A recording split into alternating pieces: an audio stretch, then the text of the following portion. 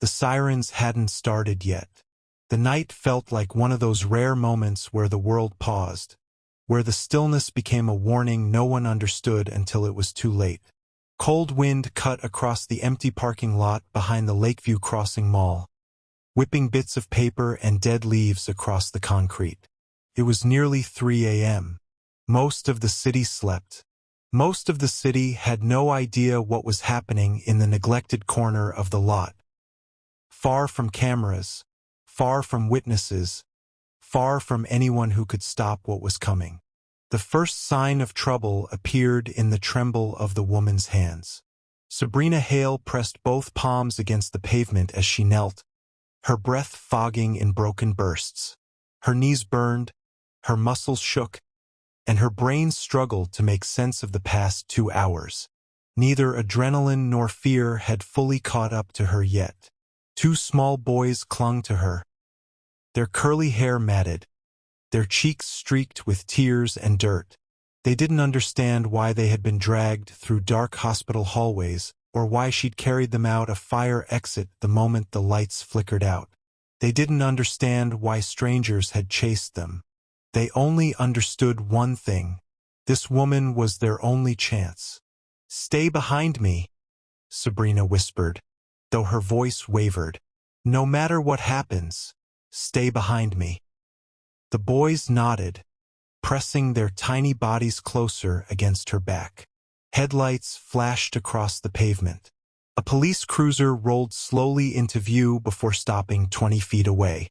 The lights on top flared red and blue, splashing color across the lot like frantic brushstrokes. Officer Daniel Reynolds stepped out.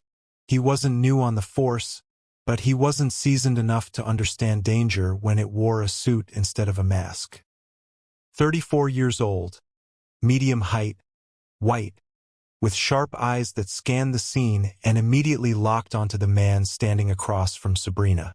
Damian Cross, tall, dark-skinned, immaculate midnight suit, broad shoulders stiff beneath the dim streetlight, hands held up, palms visible.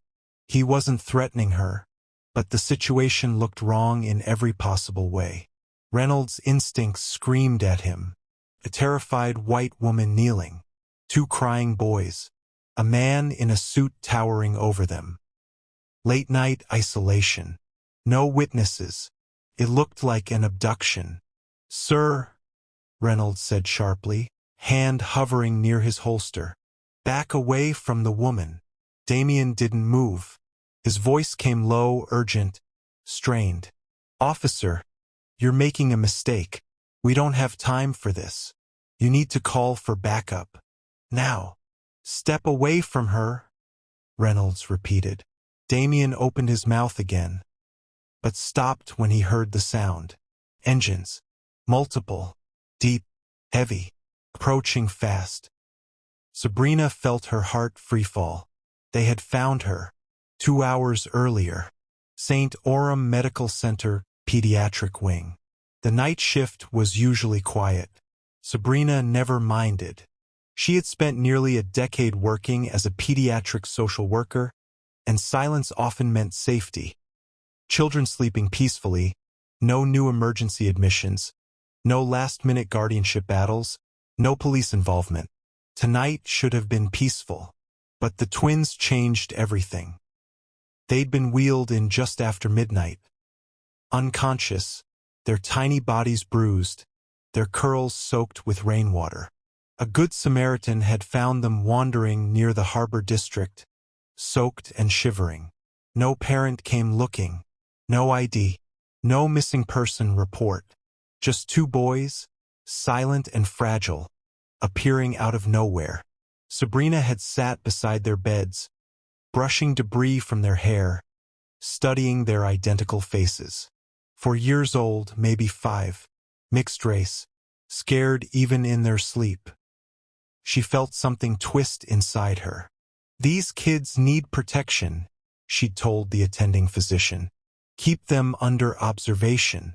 No transfers without my approval." An hour later, the hospital lights flickered. Then the power cut. It lasted only 7 seconds. 7 seconds of pitch-black silence.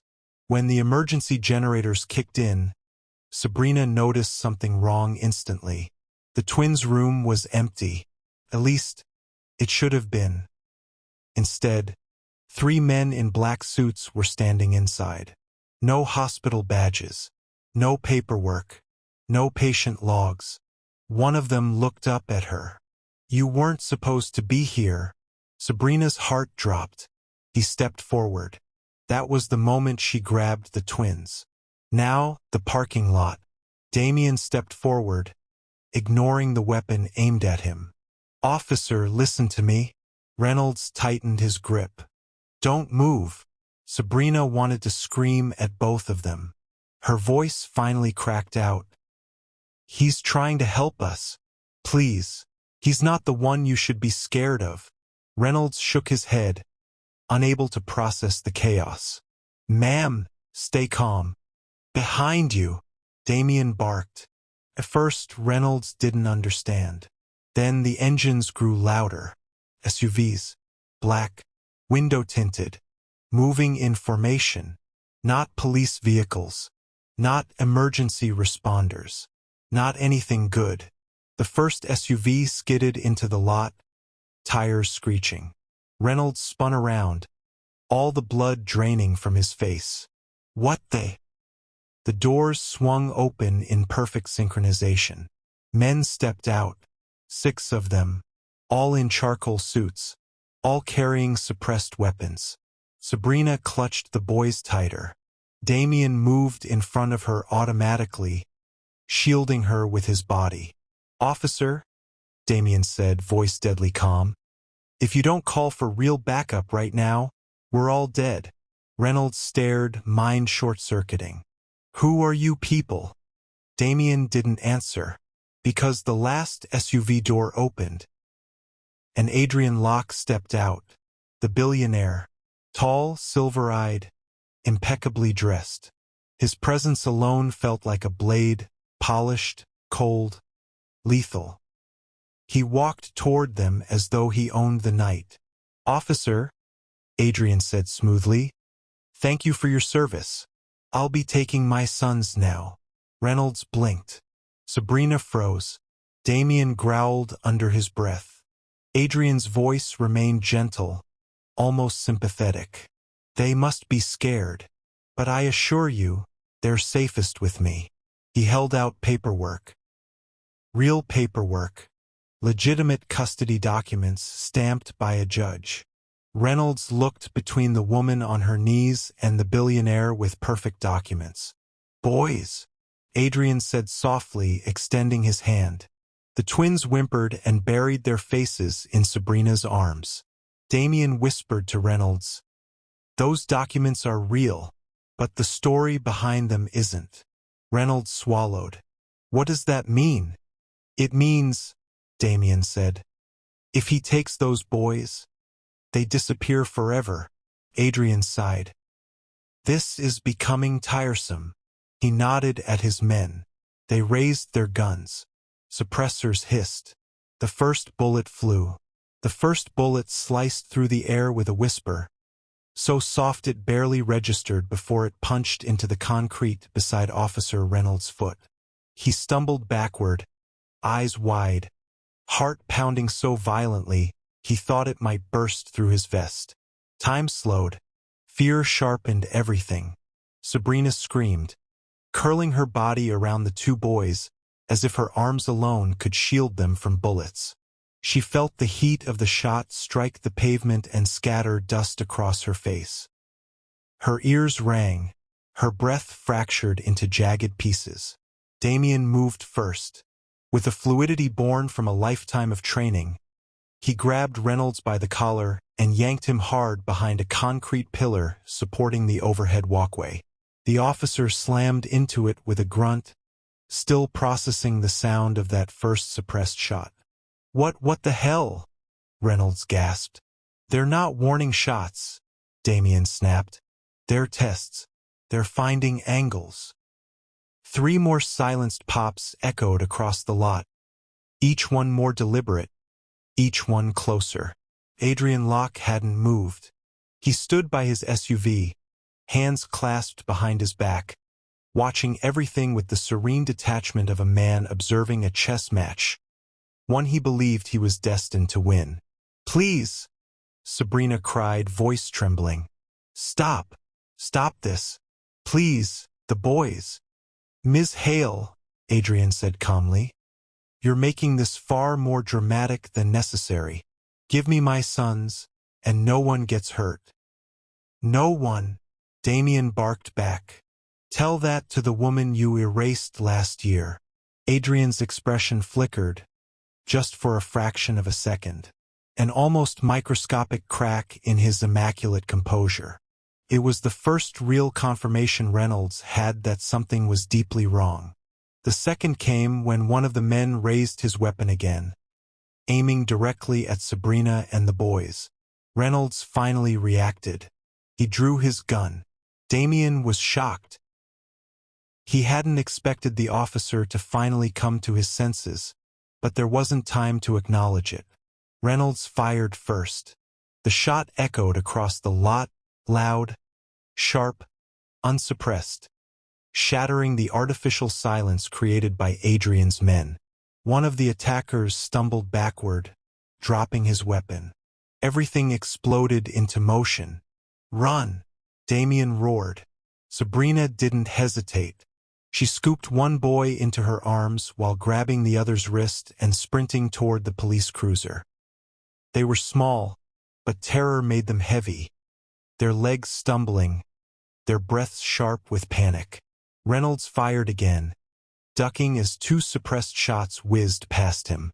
He dropped behind the pillar, heart in his throat, wondering how the hell he'd ended up outgunned in a mall parking lot by a billionaire's private army. "Backup is on the way," he shouted. "Not fast enough," Damien said. He grabbed the fallen attacker's gun off the ground and returned fire with precision that made Reynolds stare. Damien fired short, efficient bursts, aimed at legs, shoulders, hands. Never lethal, purposeful. He wasn't trying to kill them. He was trying to slow them down. Reynolds realized something then. Damien wasn't the criminal. He was the only one here acting like law enforcement. Another SUV door slammed. "Move!" Damien yelled. "Sabrina, get the boys into the car." Sabrina yanked the police cruiser door open and shoved the first boy inside. The second hesitated, tears streaming down his face. She pushed him gently but firmly. "Baby, go. Go for me." He climbed in. She turned just in time to see a shadow rushing toward her.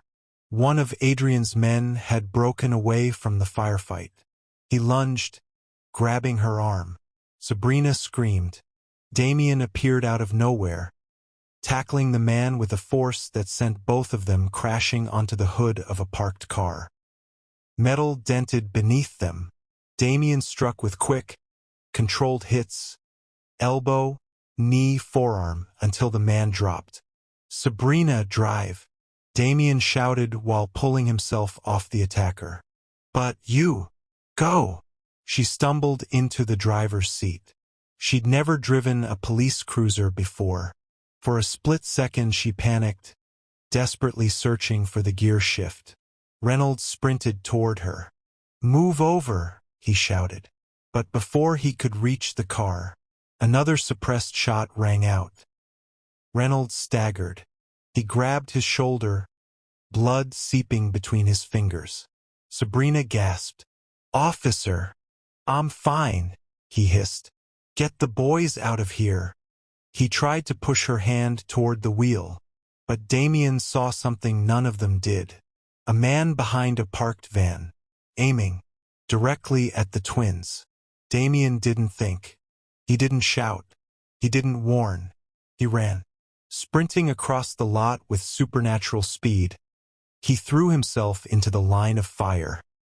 The bullet grazed his arm, ripping through his suit jacket and skin. Pain tore through him, but he didn't falter. He tackled the shooter, slammed him into the ground, disarmed him, and flung the weapon across the pavement. The shooter scrambled to grab hold of Damien's leg. Damien drove his fist into the man's jaw. He went still. Reynolds turned to Damien, panting. "Who the hell are you?" "No time," Damien said. "Get them out. I'll cover you." Behind them, Adrian Locke finally raised a hand. All of his men froze. The silence was worse than the bullets. Adrian stepped forward, adjusting the sleeves of his coat. "Officer Reynolds," he called. "I understand you're confused, overwhelmed, but you're interfering with a lawful custody retrieval." "You fired at us," Reynolds shouted back. "A misunderstanding," Adrian said smoothly, "caused by the fugitive you're protecting." Damien scoffed. "Fugitive? That's new." Adrian ignored him. "You see, officer," he continued, voice smooth as oil. "Mr. Cross here has a history of instability. He stole my children, and the woman beside him is complicit." Sabrina's stomach twisted. "Stole? You tried to have them taken from the hospital." Adrian tilted his head, offering a sympathetic smile. "That's unfortunate phrasing, Sabrina, but understandable. Stress does impact perception." Reynolds grimaced, torn between two realities. Adrian stepped closer. "Give me my sons," he said gently. "I truly don't wish to escalate any further." Damien's voice dropped low. "He's stalling." "For what?" Reynolds asked. "For them." Damien pointed behind Adrian. A third SUV rolled into the lot. More men, more guns, more danger. "We need to go," Damien said. He pushed Reynolds toward the cruiser. Adrian's voice cut through the air. "Damien." The softness was gone. "What exactly do you think you're accomplishing?" Damien looked at him, blood soaking through his sleeve, jaw clenched. "Something you're not used to seeing," he said. "Losing." Adrian's expression hardened. "Get the boys," he ordered his men. The attackers surged forward. Everything happened at once. Reynolds threw open the cruiser door. "Sabrina, go!" Damien shoved the last attacker away from the car. Sabrina slammed her foot on the accelerator. The cruiser lurched forward. Bullets pinged off the trunk. Damien dove into the back seat, pulling the door closed behind him just as another shot hit the window. The glass spiderwebbed but didn't shatter. Sabrina screamed and floored it. The tires screeched. The cruiser fishtailed, and the car shot out of the parking lot. Adrian didn't chase. He simply watched them go, expression as cold and unreadable as the moon overhead. One of his men approached nervously. "Sir, do you want us to pursue?" Adrian looked down at the bullet casing on the ground, then at the direction the cruiser fled. "No," he said softly. "Let them run. Run." Adrian smiled. "They won't get far." Sabrina gripped the wheel so tightly her knuckles turned white. The boys sobbed in the back seat, clinging to Damien's arms as he held them close. Reynolds dragged himself into the passenger seat, groaning from the pain in his shoulder. "Where?" Sabrina gasped. "Where do I go?" "Anywhere with lights," Reynolds said. "Anywhere people can see us." Damien shook his head. "Not until we lose them. Adrian has resources everywhere. Citywide cameras, traffic access, private drones. You go to a public place now, you walk straight into his hands." Reynolds turned, stunned. "How do you know all of this?" Damien met his gaze. "Because I used to work for him." The SUV fishtailed out of the garage ramp, tires screaming against the pavement, smoke trailing behind it like a wounded animal. Damien kept one arm braced against the window, the other hand gripping the steering wheel so tight his knuckles were bone white. Sabrina clung to the twins in the back seat, her arms wrapped around them like a shield. They were trembling silent fear, the kind that settled so deeply it had no sound. "Hold on," Damien muttered. The street unfolded in front of them, wide open, dangerously exposed. The SUV shot forward like a bullet. Behind them, a black van surged out of the parking garage as three more vehicles snapped into position on surrounding streets, narrowing in like wolves circling prey. Damien's jaw flexed. Damn it, they're running a full containment grid. Sabrina jolted forward. Containment? What does that even mean? That Adrian isn't sending a warning shot, Damien said. He's sending a recovery team. For my sons? Her voice cracked. For the truth, Damien whispered. Then louder, get your heads down. Automatic gunfire burst behind them. The back window exploded.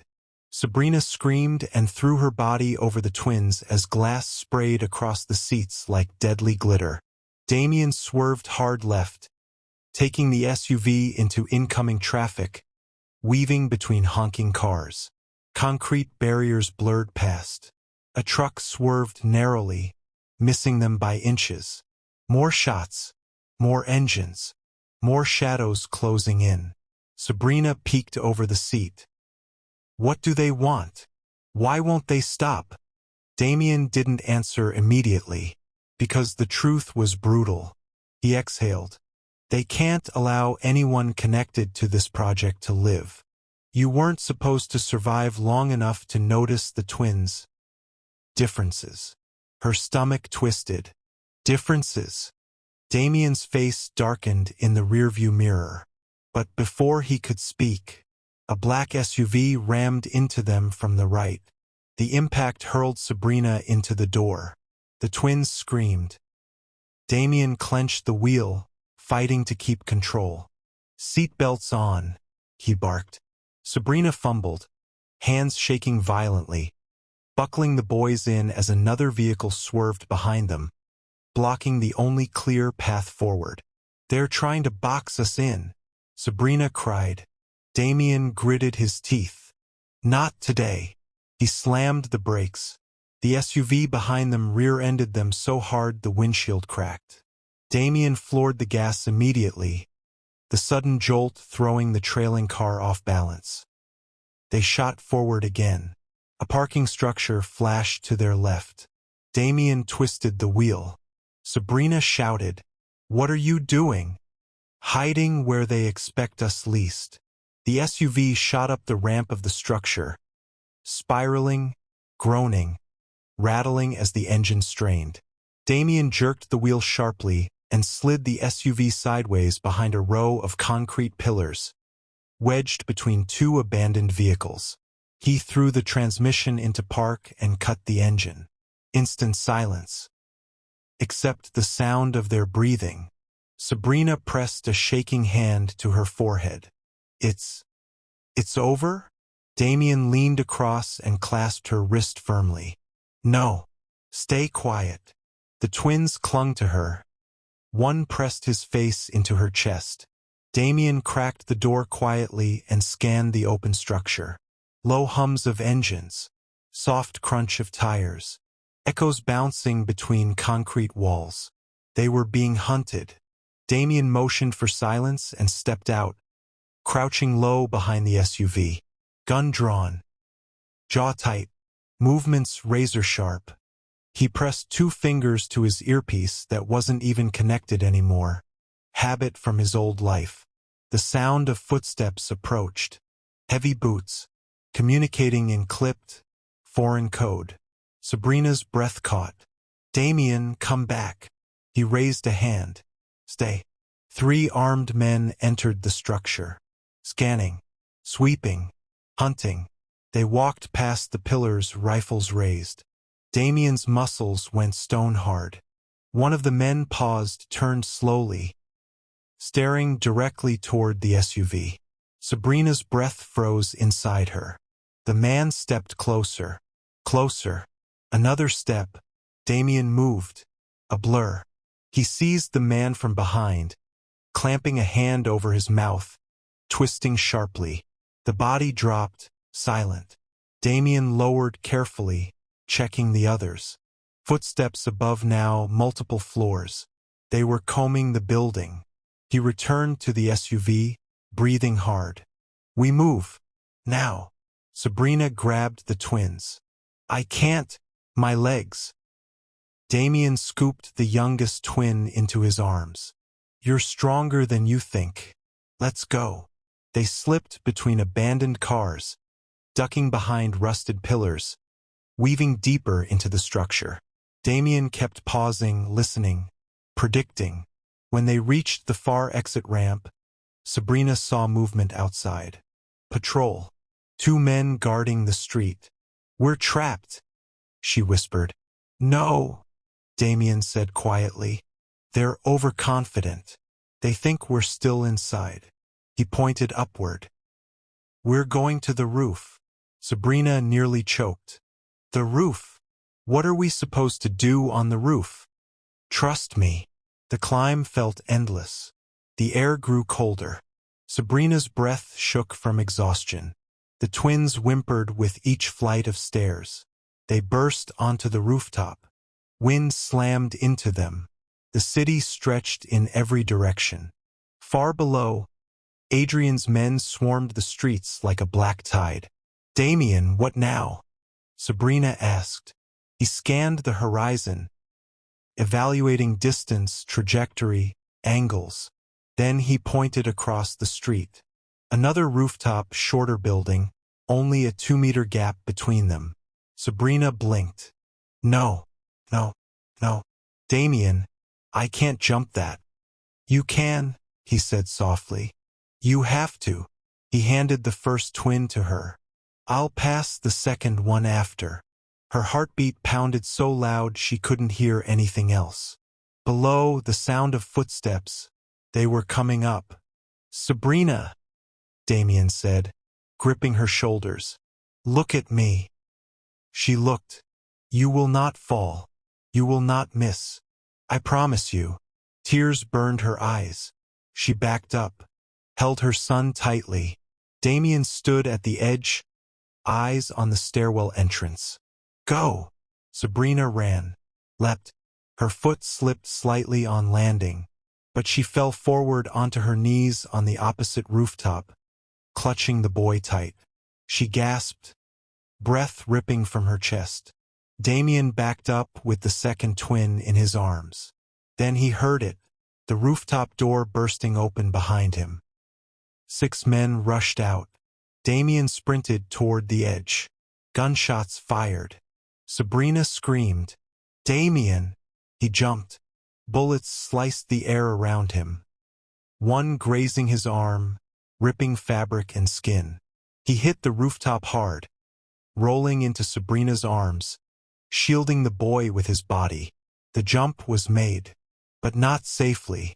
Blood dripped from Damien's sleeve. Sabrina's breath stuttered. You're hurt. No time, Damien said, grabbing her wrist. We keep moving. From the rooftop stairwell behind them, more men emerged, pointing, shouting. Damien fired back 2 shots, forcing them to duck. He grabbed Sabrina's hand and pulled her toward another door leading into the adjacent building. They slammed inside. A dimly lit stairwell, old pipes hissing, concrete walls stained with age. Sabrina pressed the twins against her chest as Damien checked the door handle. We need to lose them fast, he said. If they breach this building, we'll never outrun them. How do we lose them? Sabrina asked. With the truth. She blinked. What truth? Damien looked at her, pain shadowing his features. They're not hunters, Sabrina. They're retrievers. Retrievers of what? Damien hesitated, because the next sentence would change everything. But before he could say it, a sudden voice crackled through an overhead speaker hidden in the stairwell. Damien Hale, Sabrina Alden. You cannot run from what you are owed. Sabrina froze. Damien went pale. That's Adrian Locke, he whispered.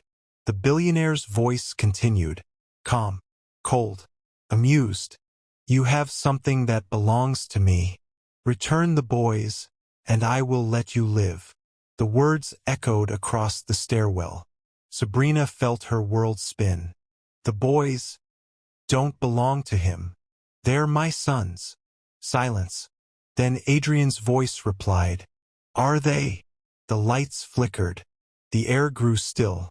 Damien locked eyes with her, guilt and agony twisting inside him.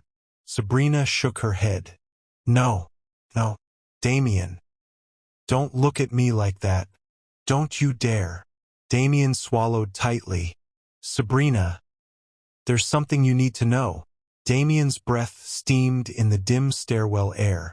The emergency lights flickered overhead, turning his face into a shifting mosaic of shadows.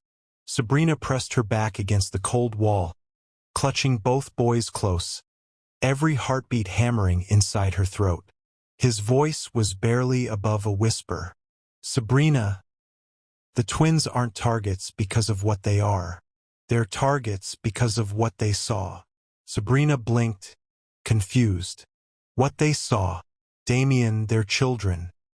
They barely understand the world. What could they possibly? A gunshot cracked from above. Concrete dust rained down. Damien whipped his head upward, weapon drawn, body coiled like a predator ready to strike. They're breaching floors, he hissed. We don't have long. Another voice filtered down the stairwell. Calm, velvet smooth, chilling. Adrian Locke, speaking as if this were a business meeting. Sabrina, a mother of my precious witnesses. Do you really trust the woman who stole them from me? Sabrina froze. Damien went rigid. Another shot. Another scream in the distance. The building shook. But all Sabrina could hear were Adrian's words. Damien, she whispered. Stole them? Witnesses? What is he talking about? He looked at her. A man carrying 12 lifetimes of regret.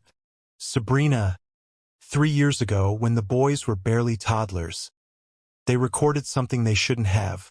Her heart skipped. Recorded what? Damien's jaw clenched so hard a muscle twitched near his temple. A murder. Sabrina's throat closed.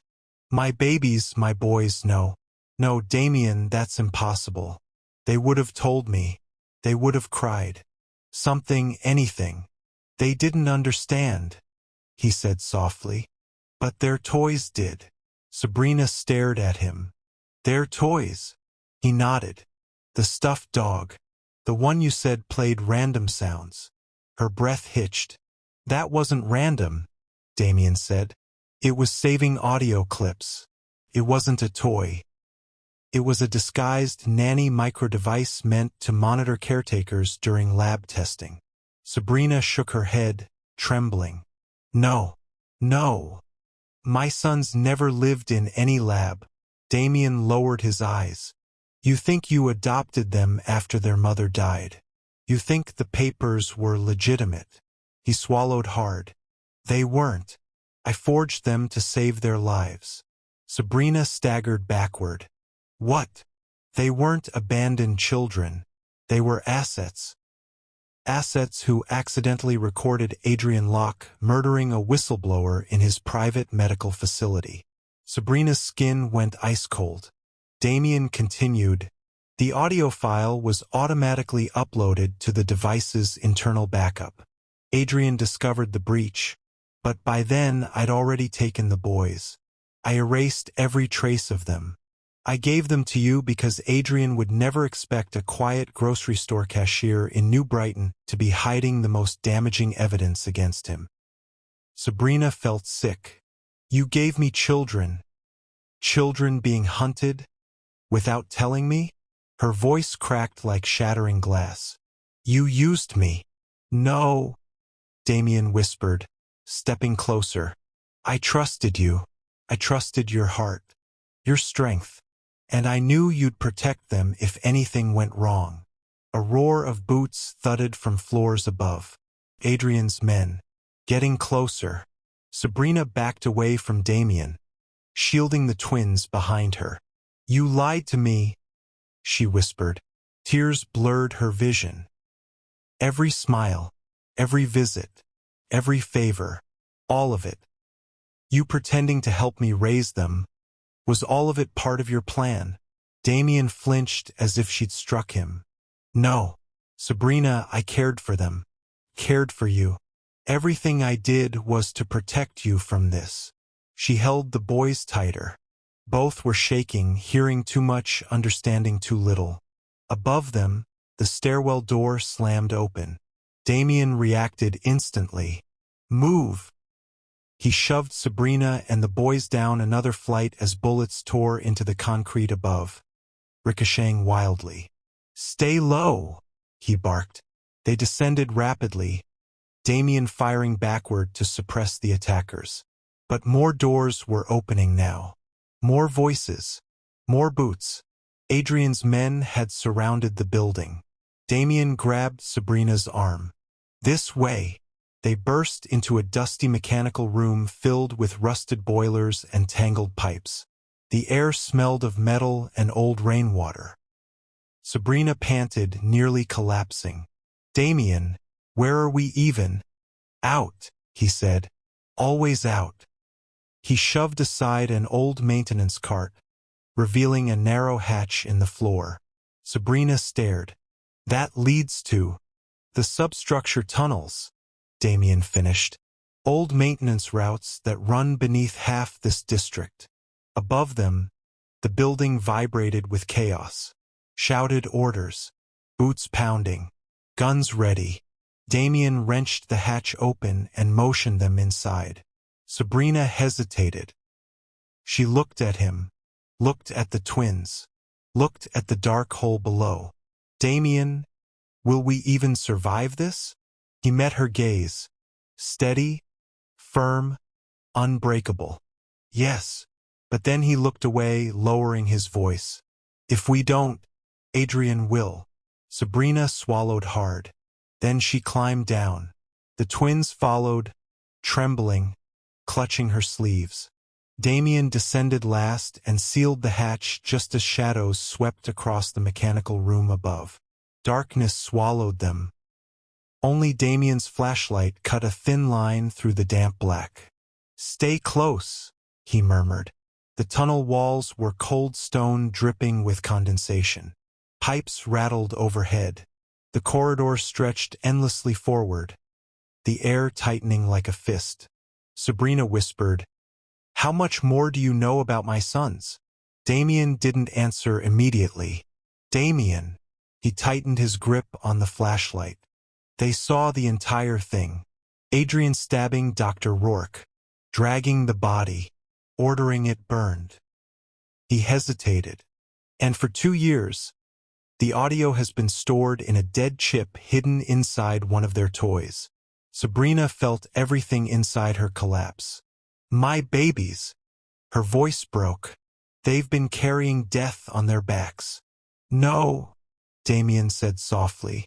They've been carrying proof that could end Adrian forever. Sabrina cried silently, shoulders shaking. The twins held her hands tightly. Damien glanced over, hurt flashing across his face, but he didn't interrupt her grief. He let her feel everything she'd been denied for years. Then, a distant metallic echo rang through the tunnel. Damien stiffened. Did you hear that? He whispered. Sabrina's heart slammed. Footsteps, echoing, growing louder. Adrian's men had entered the tunnels. Damien swore under his breath. We have to move. Now. They ran, down the shadows, through dripping corridors, twisting left and right through rusted pathways Damien seemed to know by instinct. Sabrina's lungs burned. Her legs wobbled. The twins struggled to keep up. Then Damien grabbed her arm and yanked her sideways, just as 3 armed men emerged ahead, flashlights cutting through the dark. Damien shoved Sabrina and the boys into a side pipe cavity. He whispered sharply, Not a sound. Sabrina wrapped the twins in her arms, her breath trapped, her heart pounding so loudly she was certain it would give them away. Damien remained outside the cavity, pressed against the wall, gun raised. The men approached. Slow. Scanning. One stopped inches from Damien's hiding spot. Damien's finger tightened on the trigger. The man stepped forward, flashlight sweeping, passed right over the cavity where Sabrina hid. She squeezed the boys, praying they would not cry, sneeze, whimper, anything. The flashlight hovered. 1 second, 2 seconds, 3 seconds. The boy in Sabrina's arms hiccuped. Soft, barely audible, but enough. The guard's head snapped. Damien moved like a ghost. He lunged from the shadows, tackling the guard silently. The other two spun, but Damien struck one in the throat with brutal precision, then fired once into the shoulder of the third before he could scream. Bodies hit the ground in muffled thuds. Sabrina stared, horrified, grateful, speechless. Damien stepped into the cavity, breathing hard, his voice trembling slightly. That was close, too close. Sabrina whispered, "Damien, save it," he said softly. "Apologize later. Survive now." They continued deeper, twisting pipes, dripping ceilings, darkness swallowing their steps. Minutes turned into an eternity until finally, fresh air drifted in. Damien exhaled sharply. "We're close." They reached a rusted metal door. Damien kicked the latch until it snapped. The door groaned open into a massive underground chamber. An old metro platform long abandoned, lit only by flickering bulbs and cracked skylights letting in pale daylight. Sabrina inhaled a breath of relief. "We made it." Damien shook his head. "No. We bought time." He scanned the area. "We need to reach Officer Reynolds. He's the only one who can get the audio file authenticated." Sabrina stiffened. "Authenticated? Damien, it's evidence," he said. "The only evidence that can bring Adrian down. Without it, he owns the police, the politicians, the judges, everyone. Reynolds is one of the few clean ones left." Sabrina blinked. "So all this time you weren't just protecting me. You were building a case." Damien hesitated. "Yes." The word tasted bitter to him. Sabrina felt a wave of betrayal crash inside her chest, but she forced herself to breathe. The twins needed her. Running away from the truth wouldn't save them. She whispered, "What do we do now?" Damien opened his mouth, but then a slow clap echoed across the abandoned platform. Sabrina froze. Damien spun toward the sound, gun raised. From the shadows of the far tunnel, a silhouette emerged. Tall, sharp suit, impeccable posture, eyes gleaming cold and triumphant. Adrian Locke, not on a screen, not through a speaker, but in person. He smiled at them like a father complimenting misbehaving children. "Well done, Damien," Adrian said. "Impressive survival skills. You kept my witnesses alive longer than I expected." Sabrina's blood froze. Damien stepped in front of her, gun pointed steadily. "Stay back." Adrian's smile widened. "Oh, Damien, you still believe you're the hero in this story." He snapped his fingers. Dozens of red targeting lasers flickered onto Damien's chest, Sabrina's face, and the twins' small bodies. Adrian's voice softened to something terrifyingly gentle. "Now, let's all go home." Red laser dots trembled across Sabrina's skin, crawling up her arms, her neck, the crown of her head like insects ready to bite. She pulled the twins close, shielding their bodies with her own as Damien lifted his gun higher. Though he already knew he was outnumbered, outgunned, and standing on the edge of an unwinnable standoff, Adrian Locke stepped forward with the serene confidence of a king entering his throne room. His polished shoes clicked softly against the cracked metro tiles. The flickering overhead bulbs carved long shadows behind him, giving him an almost inhuman silhouette. "Careful," Adrian murmured, glancing at Damien's raised weapon. "Your aim is steady, but your survival instincts are sentimental." Damien didn't budge. "Call off your men." Adrian chuckled lightly, as if scolding a stubborn child. "Lower your weapon first. I'd prefer not to redecorate this station with your insides." Sabrina shuddered. The twins whimpered softly into her chest. Their tiny fingers clutched her shirt until their knuckles were white. Damien didn't lower his gun. Adrian sighed. "You always did have a hero complex, even after you betrayed me." "That was never loyalty," Damien growled. "It was infiltration." Adrian's expression sharpened. "Semantics." He took another step, unhurried. Sabrina swallowed hard. Her voice cracked. Why are you doing this?" "They're children." Adrian paused, tilted his head, and looked at her as if she were a slow student. "No, Sabrina. They are evidence." Her stomach twisted violently. Damien stepped half a step in front of her, subtly shifting his stance to shield her and the twins. "You don't need them alive," Damien said. "You just need the audio." Adrian's smile tightened. "Astute as always." "Yes. The recording is what I truly require." His gaze slid down to Sabrina. "But children talk. Children remember. Children grow curious. Loose ends grow teeth if you let them." Sabrina felt the floor tilt beneath her. Adrian motioned to the shadows, and two men emerged, carrying a sleek black case between them, the kind used for high-security evidence retrieval. Sabrina's breath caught. Damien swore under his breath. Adrian clasped his hands behind his back. "You have something in your possession. A dead microchip embedding an auto backup. I want it." Sabrina shook her head, voice trembling. "I don't have anything." Adrian's smile widened chillingly.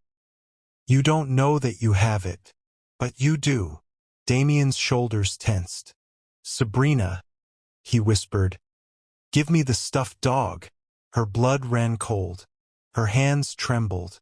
It's in my bag." More lasers snapped onto her. "Don't move," Adrian warned softly. Sabrina froze. Panic surged through her chest. Adrian gestured, and a man stepped forward. "Retrieve it." The man approached Sabrina cautiously, but he never reached her. A crack of gunfire split the air.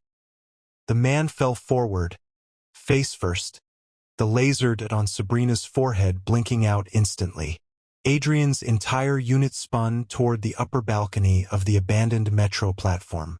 A silhouette stood there, gun raised, voice booming. "Police! Drop your weapons!" Sabrina gasped. Damien exhaled in relief. "Officer Reynolds." He was battered, bruised, one sleeve soaked in blood, but alive, and aiming down with the steadiness of a soldier. Adrian blinked slowly, then smiled. "Well, there's the rat." Reynolds fired 2 more shots, dead accurate, forcing Adrian's men to scatter. Damien grabbed Sabrina and the twins, shoving them behind a concrete barrier. Gunfire erupted everywhere. Adrian ducked behind a column, shouting orders in a fury. "Find the chip. Find the witnesses.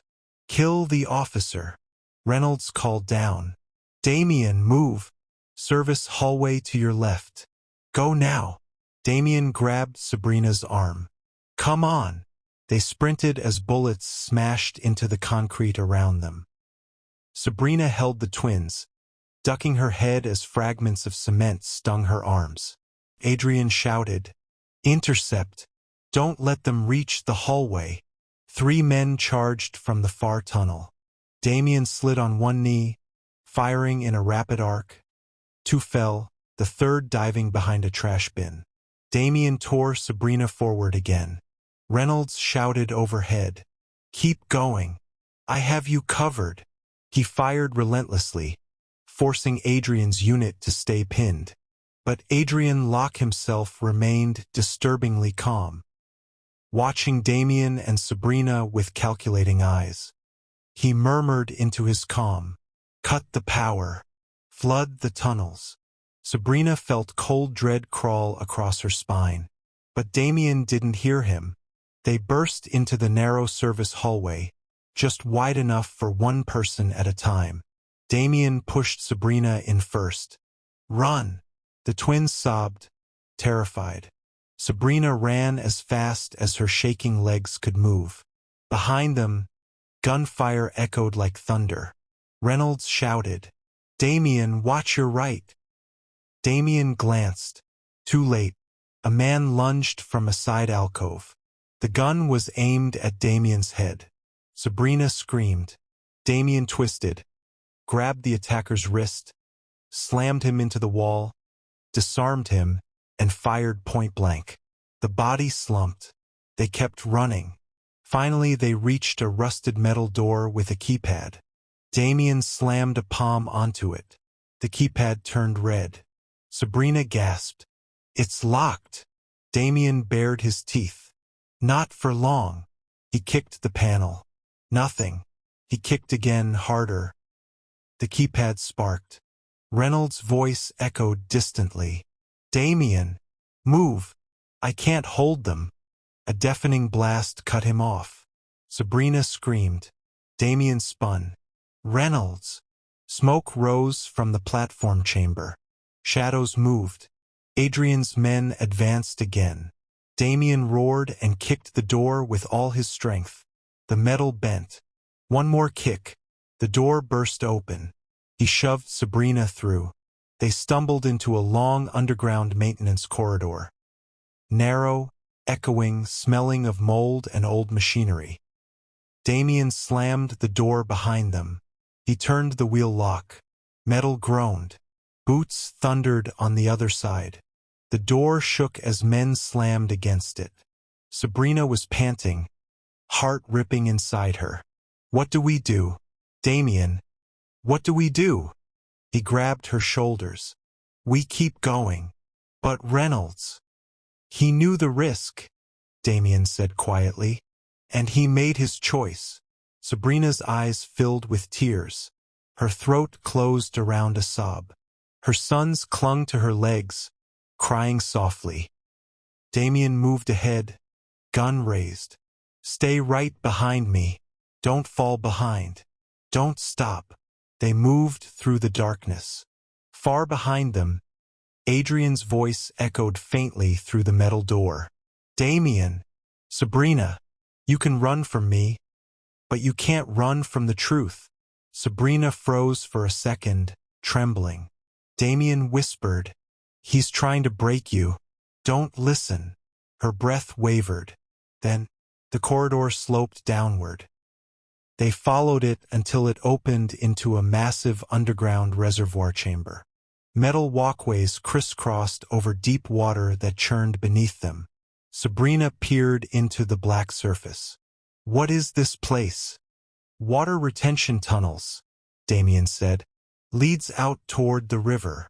The twins' cries echoed faintly across the water. Sabrina hugged them tightly. But then, a rumbling noise came from behind them. Damien turned, and his face drained of color.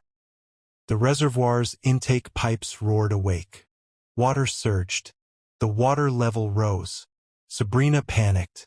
"Damien, what's happening?" He grabbed her hand. "Adrian's flooding the system to trap us." "What?" The walkway shuddered as water rose, slamming against its underside like fists. Damien scanned wildly. "There, exit ladder. Go!" Sabrina ran, barely able to keep balance as the walkway shook violently with each surge. Damien swept the twins into his arms one at a time and shoved them toward the ladder.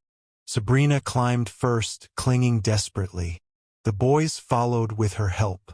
Damien waited until they were halfway up, Then gunshots exploded behind him. The far door had been breached. Adrian's men were firing down the walkway as rushing water engulfed their boots. Damien dove behind a rusted support beam, returning fire. "Gio!" he shouted at Sabrina. "Climb!" She screamed for him. "Damien! Come up! Come up! I will! Climb!" Water burst higher, spraying across the walkway. One of Adrian's men slipped, falling into the swirling blackness below with a muffled scream. Others advanced, firing through the chaos. Sabrina reached the top of the ladder and pulled the boys onto the upper platform. She peered down. Damien was outnumbered and nearly out of time. "Damien!" He fired until the slide locked back. Empty. Water surged behind him, rising to his knees. He turned to Sabrina. For a moment, just a moment, he smiled at her. Soft, sad, unspoken. Then he leapt onto the ladder, just as a tidal wave of released water slammed into the walkway, ripping it apart and sweeping several men away. Damien climbed rapidly. Gunfire shredded the ladder rungs below him, sparks showering the tunnel. He scrambled the last few feet. Sabrina grabbed his arm, pulling him up with all her strength. Damien collapsed onto the platform beside her, choking, gasping, bleeding. She fell onto him, clutching his shirt, sobbing. He wrapped an arm around her, pulling her close, burying his face in her hair. "We're not done," he whispered. "Will we ever be?" She whispered back, voice trembling. His silence answered everything. The twins climbed into Damien's lap, sobbing into his chest. For a moment, for the first time all night, they were a fragile, terrified, broken family. Damien lifted his head, staring toward the next tunnel opening. Water dripped from his soaked hair, running down his face like tears he refused to shed. "We need to vanish," he said. "Now, before Adrian recovers his men." Sabrina wiped her eyes. "Where do we go?" Damien rose slowly, lifting one twin and motioning for her to take the other. "We find the only man left who can clear our names." Sabrina blinked. "Who?" Damien met her eyes with grim certainty. "Reynolds' superior, Superintendent Hartwell. If we get to him before Adrian does, we have a chance." Sabrina tightened her grip on her son. "And if we don't?" Damien looked down the long, dark tunnel ahead, then back at the collapsing darkness behind them. His voice dropped to a whisper. "Then we die running." The world didn't feel real anymore. Sabrina sat frozen on the edge of the motel bed as Damien leaned forward, placing the grainy photograph in her trembling hands. The dim light made everything harsher. The shadows, the silence, the truth. In the photo, taken in a narrow alley, a little girl stood alone, wide-eyed, terrified, staring directly into the camera. She couldn't have been older than 9, but that wasn't what made Sabrina's breath catch in her throat. It was the 2 babies strapped to the girl's chest. 2 baby boys. Her boys. Her twins. They were tiny, wrapped in mismatched blankets, their eyes barely open. They couldn't have been more than a week old, maybe days. And yet, this child, this girl, was shielding them with her entire body. Sabrina's voice cracked. Who is she?" Damien let out a breath he had clearly been holding. "Her name was Talia." The past tense cut Sabrina like a blade. She swallowed hard. "What happened to her?" Damien didn't look away. "Everything I'm about to tell you. It's the reason Adrian wants the twins. It's the reason he wants you dead. It's the reason he sent men to silence everyone involved. And it's the reason Talia didn't survive." Sabrina's blood turned cold. Damien sat on the edge of the table, hands clasped, jaw tight. She witnessed something she was never supposed to see. Sabrina forced the words out. What did she see? A murder, he said. Adrian Locke. Your billionaire employer killed someone in that alley. A man named Dr. Miles Kerrigan, one of his own researchers. The hotel room suddenly felt small, suffocating. But, my boys, Sabrina whispered. What were they doing there? Why were they with her? Damien nodded slowly, as if anticipating the question. That's the part you're not going to believe. He pointed at the photograph. Talia wasn't related to the twins. Not by blood. But she found them alone, abandoned, hidden in a crate behind that lab Adrian used as a front. They were smuggled out during the chaos when the power went out. She heard them crying, wrapped them up, and tried to run. Sabrina felt the room sway. Why would someone hide newborn babies? She demanded, her voice shaking. Why would anyone do that? Damien's expression darkened. Because those babies were evidence. Sabrina blinked. Evidence of what?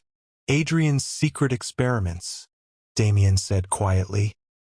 The same experiments Dr. Kerrigan tried to expose before he was killed. He took the photograph from her hands and set it gently on the bed between them. Talia didn't just witness the murder. Her school tablet recorded everything, the shooting, the argument, the threats. She ran with the twins and the tablet. She hid them, protected them. But she was just a child. Sabrina's heart pounded painfully in her chest. And Adrian found her, she whispered. Damien nodded once. Just once. But it felt like the world collapsed. He found her 4 hours later. But not the babies. She hid them too well.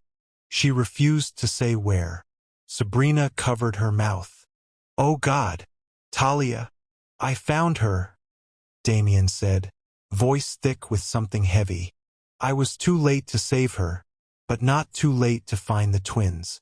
She left clues only a terrified child could think of, but they worked. I followed them one by one. And when I found your boys, he swallowed hard. They were asleep, wrapped in a jacket inside a bus station locker, exactly where she left them. Sabrina broke. Tears fell, uncontrolled. Damien continued, softer now. I brought them straight to the safe house supervisor. And one look at you, alone, grieving, desperate to adopt. It made sense. You were the perfect person to raise them.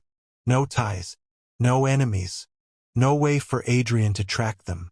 Sabrina looked up sharply. Then how did he find out? Damien hesitated. And Sabrina felt the dread coil in her stomach again. What aren't you telling me? Finally, he looked her in the eyes.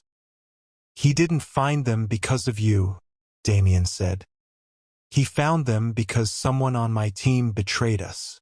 Someone sold your location. Sabrina's heart dropped. And that same person, Damien continued, recorded every move you made, including the day you gave the boys your last name, including the day you moved into your new home, including the day you started working for Adrian. She froze. Wait, you mean Adrian hired me because he knew? Damien shook his head. No, he hired you because he likes to build his empire with people who don't fight back. He didn't know who you were at first, but someone on his payroll recognized the twins. And once he saw the footage, once he saw the babies Talia tried to save, he remembered exactly why those boys were supposed to be dead. Sabrina's breath came out in a sob. Everything made sense now. The way Adrian watched her, the sudden promotion, the gifts, the attention, the day he asked to hold the boys, the fear in his eyes when they cried. He wasn't being kind. He was verifying. Damien lowered his voice to a calm, steady rumble. Sabrina, Adrian Locke believes your boys have something that can bring him down forever. And he wants them gone before anyone realizes what they witnessed. Sabrina wiped her face, shaking violently. But they're children. They don't even know anything. It doesn't matter, Damien said. The tablet Talia used still exists.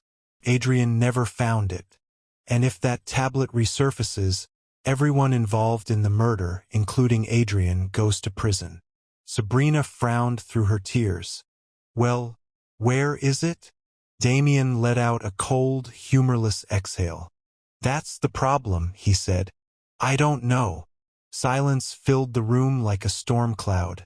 The only person who knew where Talia hid the tablet, Damien continued slowly, was the partner she escaped with. Sabrina blinked. Partner? Damien nodded. A boy from her neighborhood, 11 years old. They were inseparable. He tried to protect her, but during the chase, they got separated. Adrian's men caught her. He got away. Sabrina held her breath. Where is he now? Damien's jaw tightened. That's the part that keeps me up at night, he said, because that boy disappeared right after Talia died. Sabrina's stomach dropped. Disappeared? As in he vanished into thin air, Damien finished. And if he survived, he's the only person alive who knows where the evidence is. The room felt colder. Sabrina hugged her trembling arms around herself. What does that mean for us? She whispered. Damien stood. It means that somewhere out there, a witness Adrian never found is still alive. And when Adrian realizes the twins aren't enough to protect him, he looked toward the window, eyes sharp. He'll start hunting the only other threat he has left. Sabrina felt fear rise like a tide. And we have no idea who he is? She whispered. Damien's expression changed. Slowly, dangerously. We do now, he said. Sabrina blinked. What? Damien walked to his bag, reached inside, and pulled out a printed sheet of paper. He unfolded it and laid it on the bed. Police sketch. A teenage boy around 16 or 17. Sharp eyes, narrow face, quiet, guarded look. Sabrina studied the drawing. Who is he? She asked. Damien's voice went low enough to make the hair on her arms rise. The witness, he said. Talia's friend. He tapped the name printed at the bottom of the page. Arlo Davenport. Missing 7 years. Sabrina stared, speechless. But why does it look like this drawing was updated recently? She asked. Damien met her eyes. Because this sketch, he said, was submitted anonymously 2 days ago. Sabrina's eyes widened. Damien finished, voice tight. Arlo Davenport isn't missing anymore. He slid the page closer to her. He's looking for you. The air inside the motel room shifted. Not physically, nothing moved, nothing stirred, but something changed. Something in the space between Damien and Sabrina sharpened, tightened, thickened like fog after a storm. Sabrina couldn't stop staring at the sketch. The thin lines, the too old eyes for such a young face, the quiet determination in the set of the mouth. A boy who had been running for 7 years. A boy who had watched a girl die to protect 2 infants who weren't even hers. A boy who apparently survived all this time and was now looking for her. Why us? Sabrina whispered, her voice almost too thin to hear. Why would he come now? Damien rubbed a hand across the back of his neck, pacing the room with a slow, heavy tension. Because Arlo Davenport knows the twins are still alive, he said. He knows they're the last loose end in Talia's story, and if he sent this sketch, it means he's ready to come out of hiding. Sabrina's throat tightened. So what does he want? She asked faintly. To help? To warn us? To finish what Talia started? Damien stopped pacing. His silence answered for him. Sabrina swallowed. No.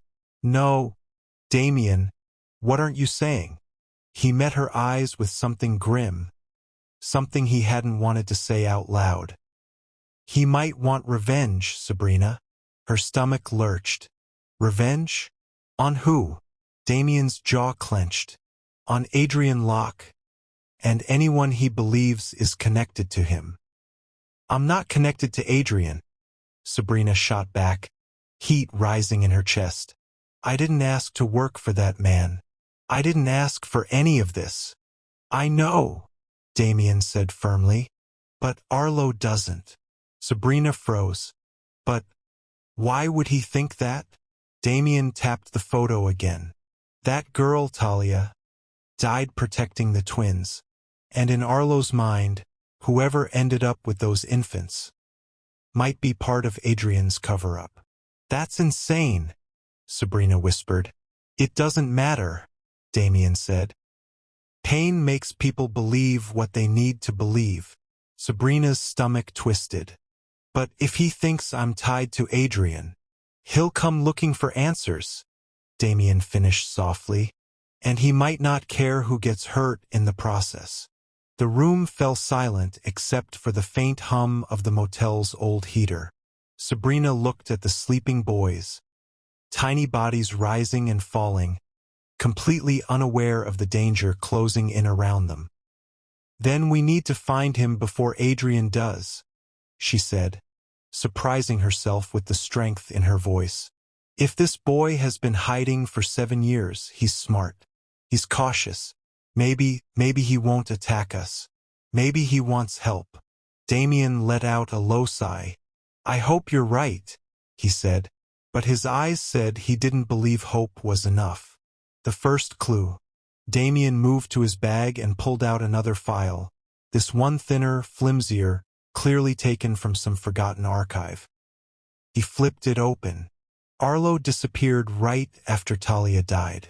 No family, no guardian. He bounced between abandoned houses along the west line of the city. But then, he vanished completely. So how did he resurface? Sabrina asked. Damien lifted a folded piece of paper. He left a message, he said. Sabrina's brows knit. A message? For who? For anyone who still cared enough to look. Damien unfolded the paper. Handwritten words sprawled across it in uneven, messy lettering. Sabrina read aloud. If you're looking for the truth, find the blue door. The walls remember what everyone else forgot. She stared. What does that even mean? We think it's a location, Damien said. But no one ever questioned it because no one was actively searching for Arlo anymore. His case went cold. Damien handed her a small photograph showing a dilapidated townhouse row. See that? He said, pointing. The houses were identical. Peeling white paint, cracked stone steps. Except for one. A door painted an unmistakable, vibrant blue. Sabrina frowned. I've seen that building before. Wait. Her heart dropped. It's in the South District, she breathed. Right off Granger Avenue. Damien nodded. Exactly. But that neighborhood is dangerous, she said. Like, really dangerous. Even police avoid it. Which is probably why Arlo chose it, Damien said. A place where no one asks questions. Sabrina stared at the picture again, pulse thrumming. Are we going there? She asked quietly. Damien's expression hardened. Yes, he said. Tonight, before Adrian's men sweep the area. Sabrina blinked. He already knows about the blue door? Not yet, but he will. He has people everywhere. Damien grabbed the file and buried it back in the bag. And once he realizes Arlo resurfaced, he'll look for old clues. That door will be the first place he checks. Sabrina's skin prickled. We need to leave, she whispered. Damien nodded. We also need to be careful. If Arlo is watching us, he might think we're coming after him. Sabrina hesitated. Damien, he paused. What if he's been watching us already? What if he's the reason Adrian's men found us so easily? Damien went still, not moving, not blinking, just thinking, too deeply, too quickly.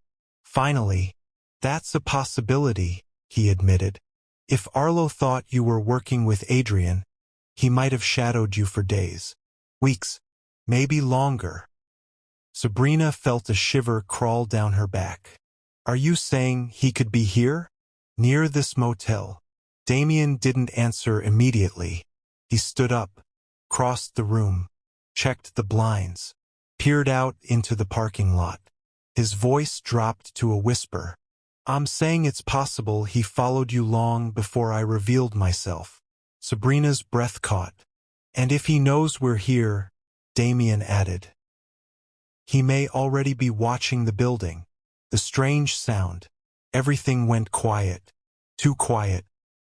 Sabrina rose slowly from the bed, clutching the photograph. The twins shifted softly in their sleep. And then, tap. Damien froze. What was that? Sabrina whispered. He didn't answer. He stepped silently toward the door. Tap, tap. Sabrina's pulse spiked. That came from outside, she whispered. Right? Damien raised a hand, motioning for silence. Tap. He swung the door open. Nothing. Just the wind pushing dust across the cracked cement. The neon motel sign buzzing overhead. Sabrina let out a shaky breath. Maybe it was. Damien stepped outside. Stay in the room. Sabrina waited, tense. Seconds passed. Then, Damien bent down, picked something up from the ground, and stepped back inside. What is that? She asked.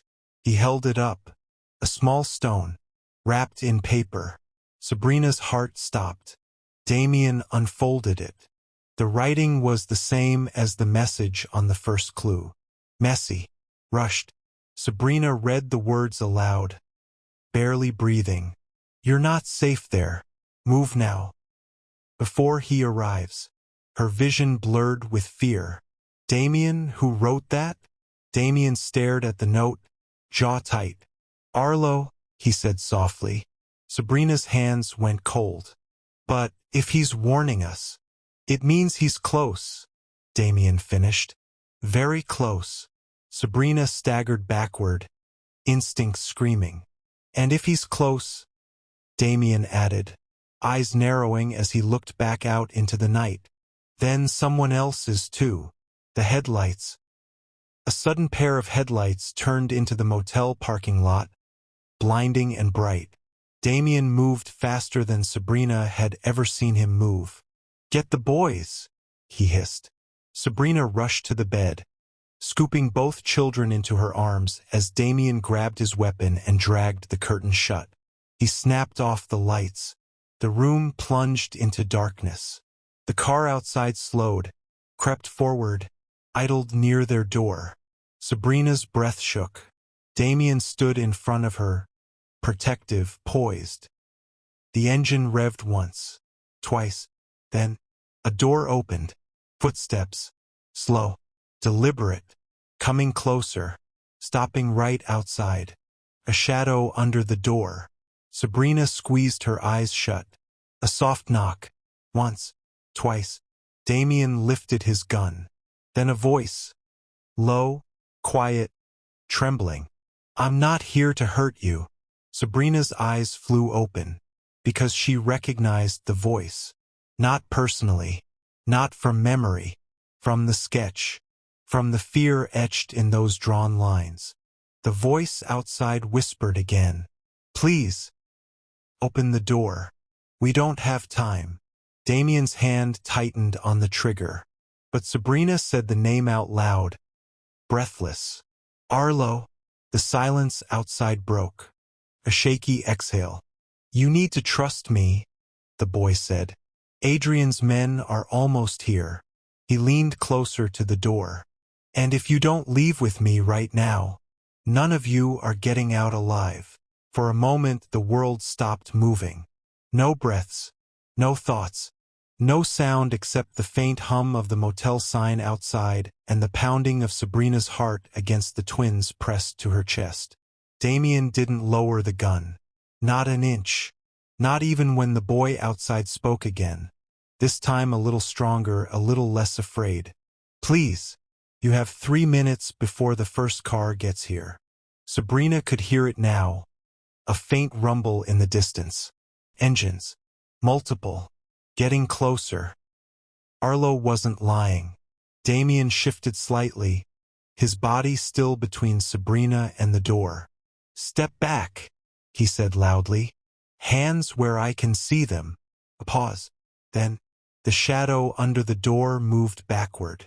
Slowly, softly. Damien cracked the door open just enough to see out. Sabrina held her breath. There he stood. Arlo Davenport. Not a sketch. Not a rumor. Not a story. A real boy.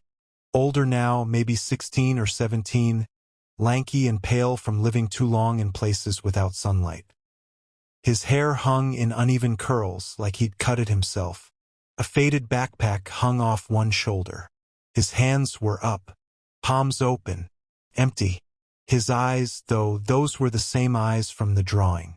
Sharp, cautious, old. Damien kept the gun trained on him. You have 10 seconds to convince me you're not leading us into a trap. Arlo swallowed, but didn't lower his hands. If I wanted you dead, he said quietly, I wouldn't be standing here, and I wouldn't have warned you. Sabrina stepped forward. Damien, he threw the stone. He tried to help. Yes, Damien said flatly. From a distance. That doesn't mean we trust him at point-blank range.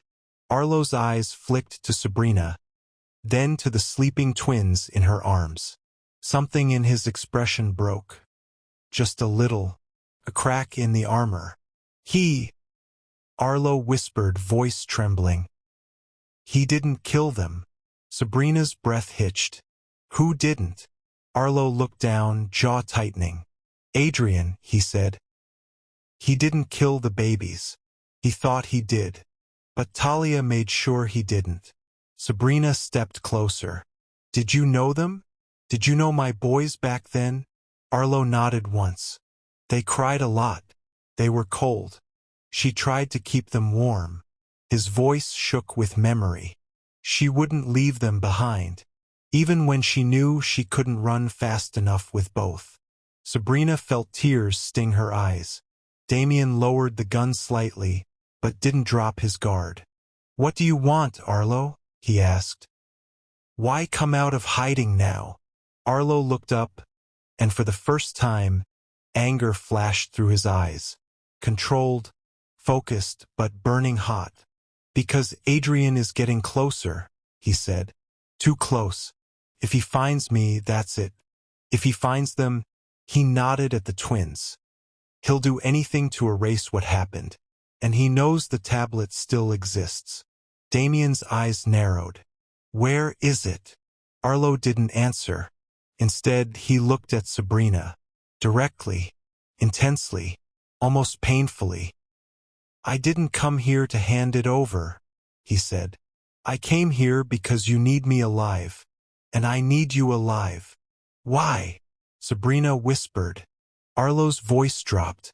Because Talia saved them for a reason, and because everything you think you know about that night is only half the truth. The rapid escape. The engines grew louder. Too loud.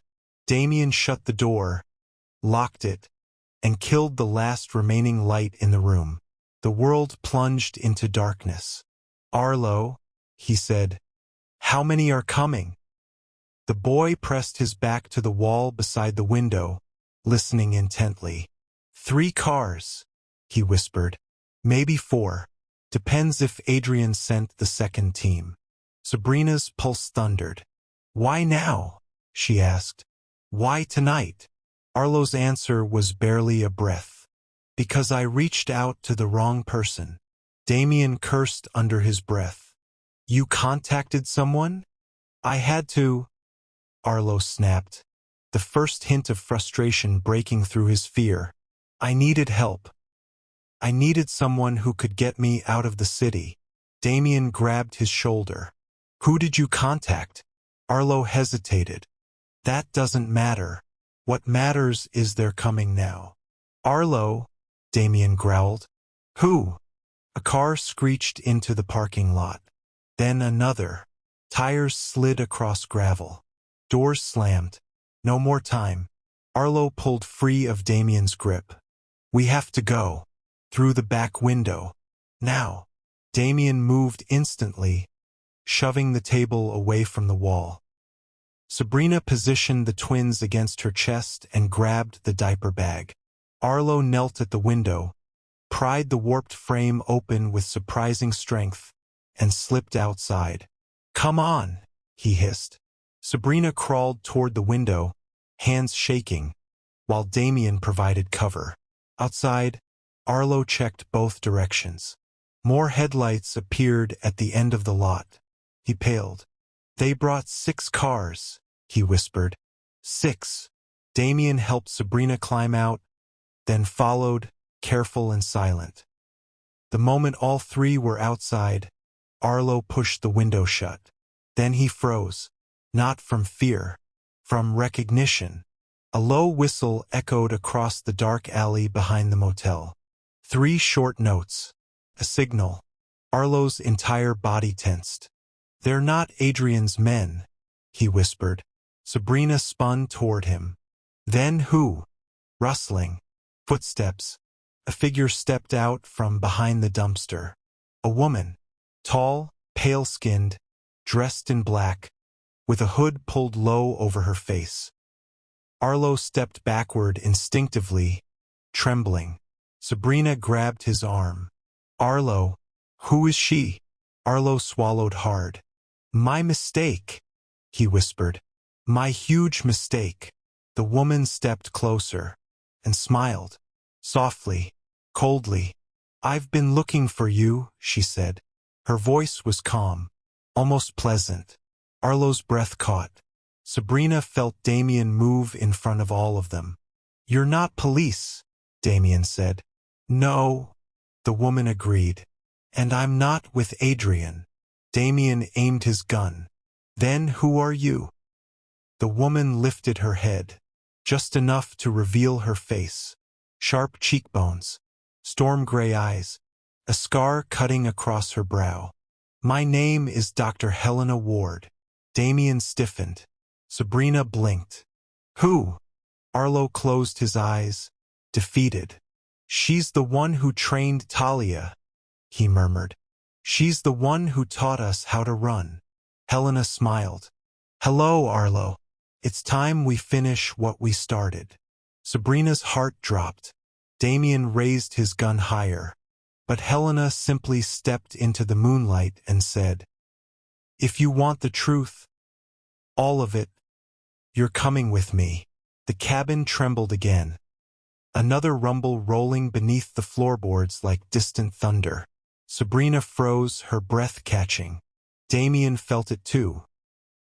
His hand instinctively slid toward the pistol holstered at his side. But this time the vibration wasn't gunfire. It wasn't footsteps.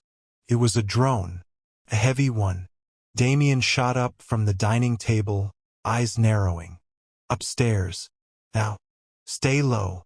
Sabrina scooped up one of the boys instinctively, the other grabbing her shirt with trembling hands. Damien, what is that? Something Adrian should not have this deep in the mountains. Another thrum shook the cabin, louder and closer than before, like a mechanical wasp descending from the treeline. Damien rushed to the window, pulling the blackout curtains aside just a sliver. His stomach dropped. A matte black quadrotor, military grade, hovered above the treeline, its undercarriage fitted with a mounted camera and something far worse, a directional thermal scanner. They'd been found. He yanked the curtain shut. Adrian hired a mercenary team. That drone is scouting for body heat. Sabrina's knees buckled. How? How could he possibly track us up here? Because he has money, influence, and no conscience, Damien muttered. already grabbing a duffel bag from beneath the kitchen island. And because the footage the boys captured is worth billions in leverage. He unzipped the bag. Inside were 3 headsets and 2 small metallic cylinders.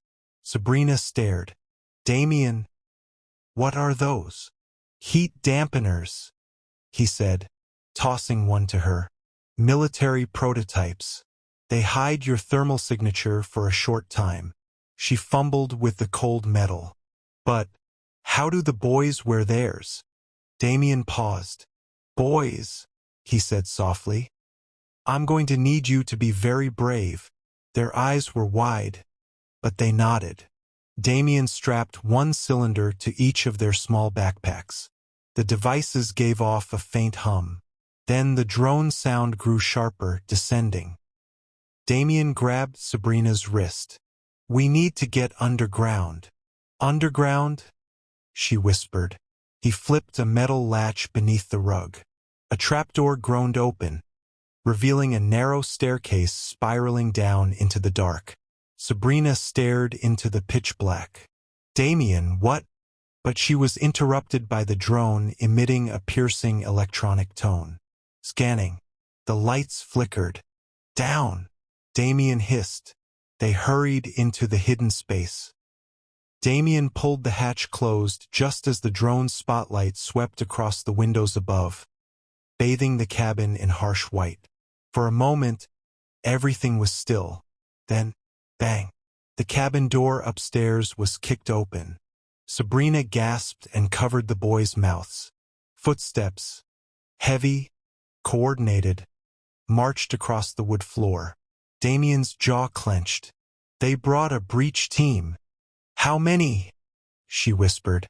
Damien listened, his soldier instincts calculating the weight, rhythm, spacing. "For on foot, at least 1 drone." The boys pressed against Sabrina, trembling. "Damien," she whispered, "you told me earlier there are things I don't know. Things about the night the footage was recorded. About what Adrian is really doing." He nodded slowly in the darkness.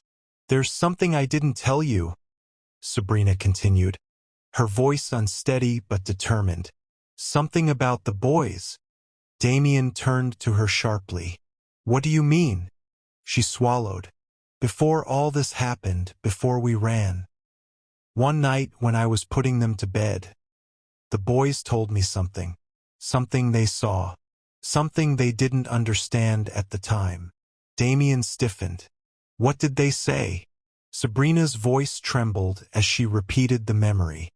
"They said they remembered a building, tall one, and a room full of lights and machines. And one of them told me." She paused, tears gathering. "He told me he remembered a man with silver gloves touching their heads." Damien's blood ran cold. Silver gloves. That wasn't a normal memory. That was a lab memory. "That means," Damien whispered, "the boys were exposed to the experiments earlier than we thought." Sabrina felt her heart implode. "Damien, what does that mean for them?" "It means Adrian wants them more desperately than we realized." The footsteps upstairs got louder, moving toward the kitchen. They were seconds away from discovering the hatch. Damien pulled Sabrina and the children deeper into the bunker. At the end of the narrow stone corridor was a steel door. "What is this place?" Sabrina whispered. "The original owner built a storm shelter," Damien said. "It's reinforced. They won't break through it quickly." He ushered the boys inside. Then Sabrina. Just as he closed the door. Thud. Something heavy slammed above them. The mercenaries had found the hatch. Sabrina's voice cracked. "Damien, we're trapped." He shook his head. "No, we have options." But even as he said it, he wasn't sure. The boys huddled together on a small bench, whispering to each other, frightened but trying their best to stay calm. Sabrina leaned against the cold steel wall, tears streaking down her cheeks. Damien took a breath and knelt in front of her. "Sabrina, I need to tell you the rest now." Because if something happens, you deserve every truth. She looked up at him, hands shaking. Tell me. Damien exhaled slowly. The footage the boys captured wasn't an accident, he began. And Adrian isn't just laundering money or bribing officials. He's running something far bigger. He's developing a neurological interface, one that can overwrite memory, reshape identity, control behavior. And he's testing it on unwilling subjects. Sabrina's skin went cold. But why the boys? Damien looked toward them, then back at her. Because they're immune. Sabrina blinked. What? The interface doesn't work on them. It rejects them. And that makes them dangerous to Adrian's future. Sabrina's breath hitched. Dangerous? They're children. Exactly, Damien said. And if the public learns that his breakthrough technology fails on certain neurological types, investors pull out. The empire collapses. Sabrina covered her mouth, horrified. So he wants to destroy anything that proves he's lying. Yes, and those boys, those two little boys sitting right there, are proof. The bunker suddenly shook violently, dust raining from the ceiling. Damien grabbed Sabrina's arm. They're using hydraulic cutters on the hatch. Sabrina's pulse skyrocketed. Damien, what do we do? He grabbed the emergency kit from the shelf and slung it over his shoulder. Sabrina, listen to me, he said, positioning her and the boys near the back wall. There's a secondary exit, but it's narrow. It leads into the woods behind the ridge. But what about them? She whispered, gesturing upstairs. Damien straightened, his expression turning cold and controlled. The soldier emerging fully. I'll draw them away. Sabrina shook her head, tears streaming.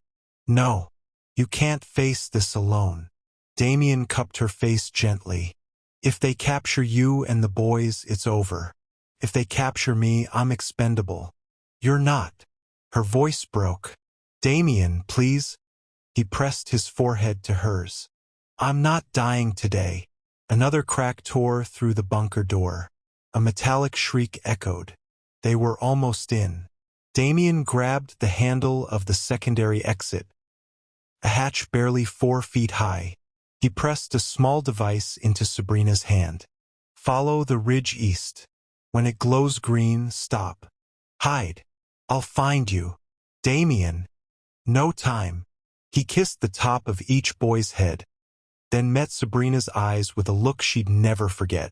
The bunker door above tore open. Light spilled down the corridor. Voices, boots, weapons.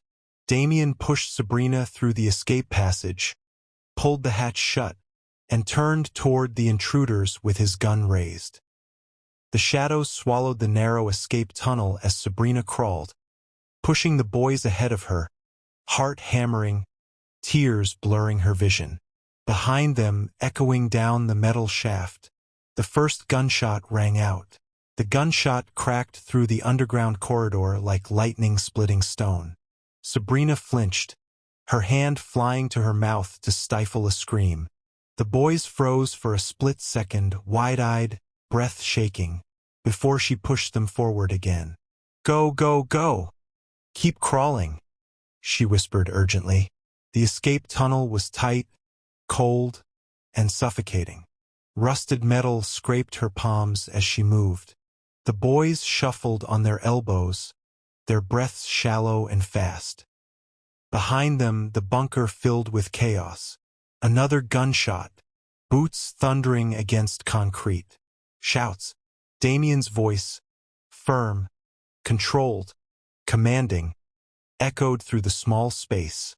Put the weapon down. Then another voice, faint, distorted by the tunnel, answered with mocking calm. You should have stayed dead, Damien. Sabrina's blood iced. That voice didn't belong to a mercenary. That voice belonged to someone who knew him.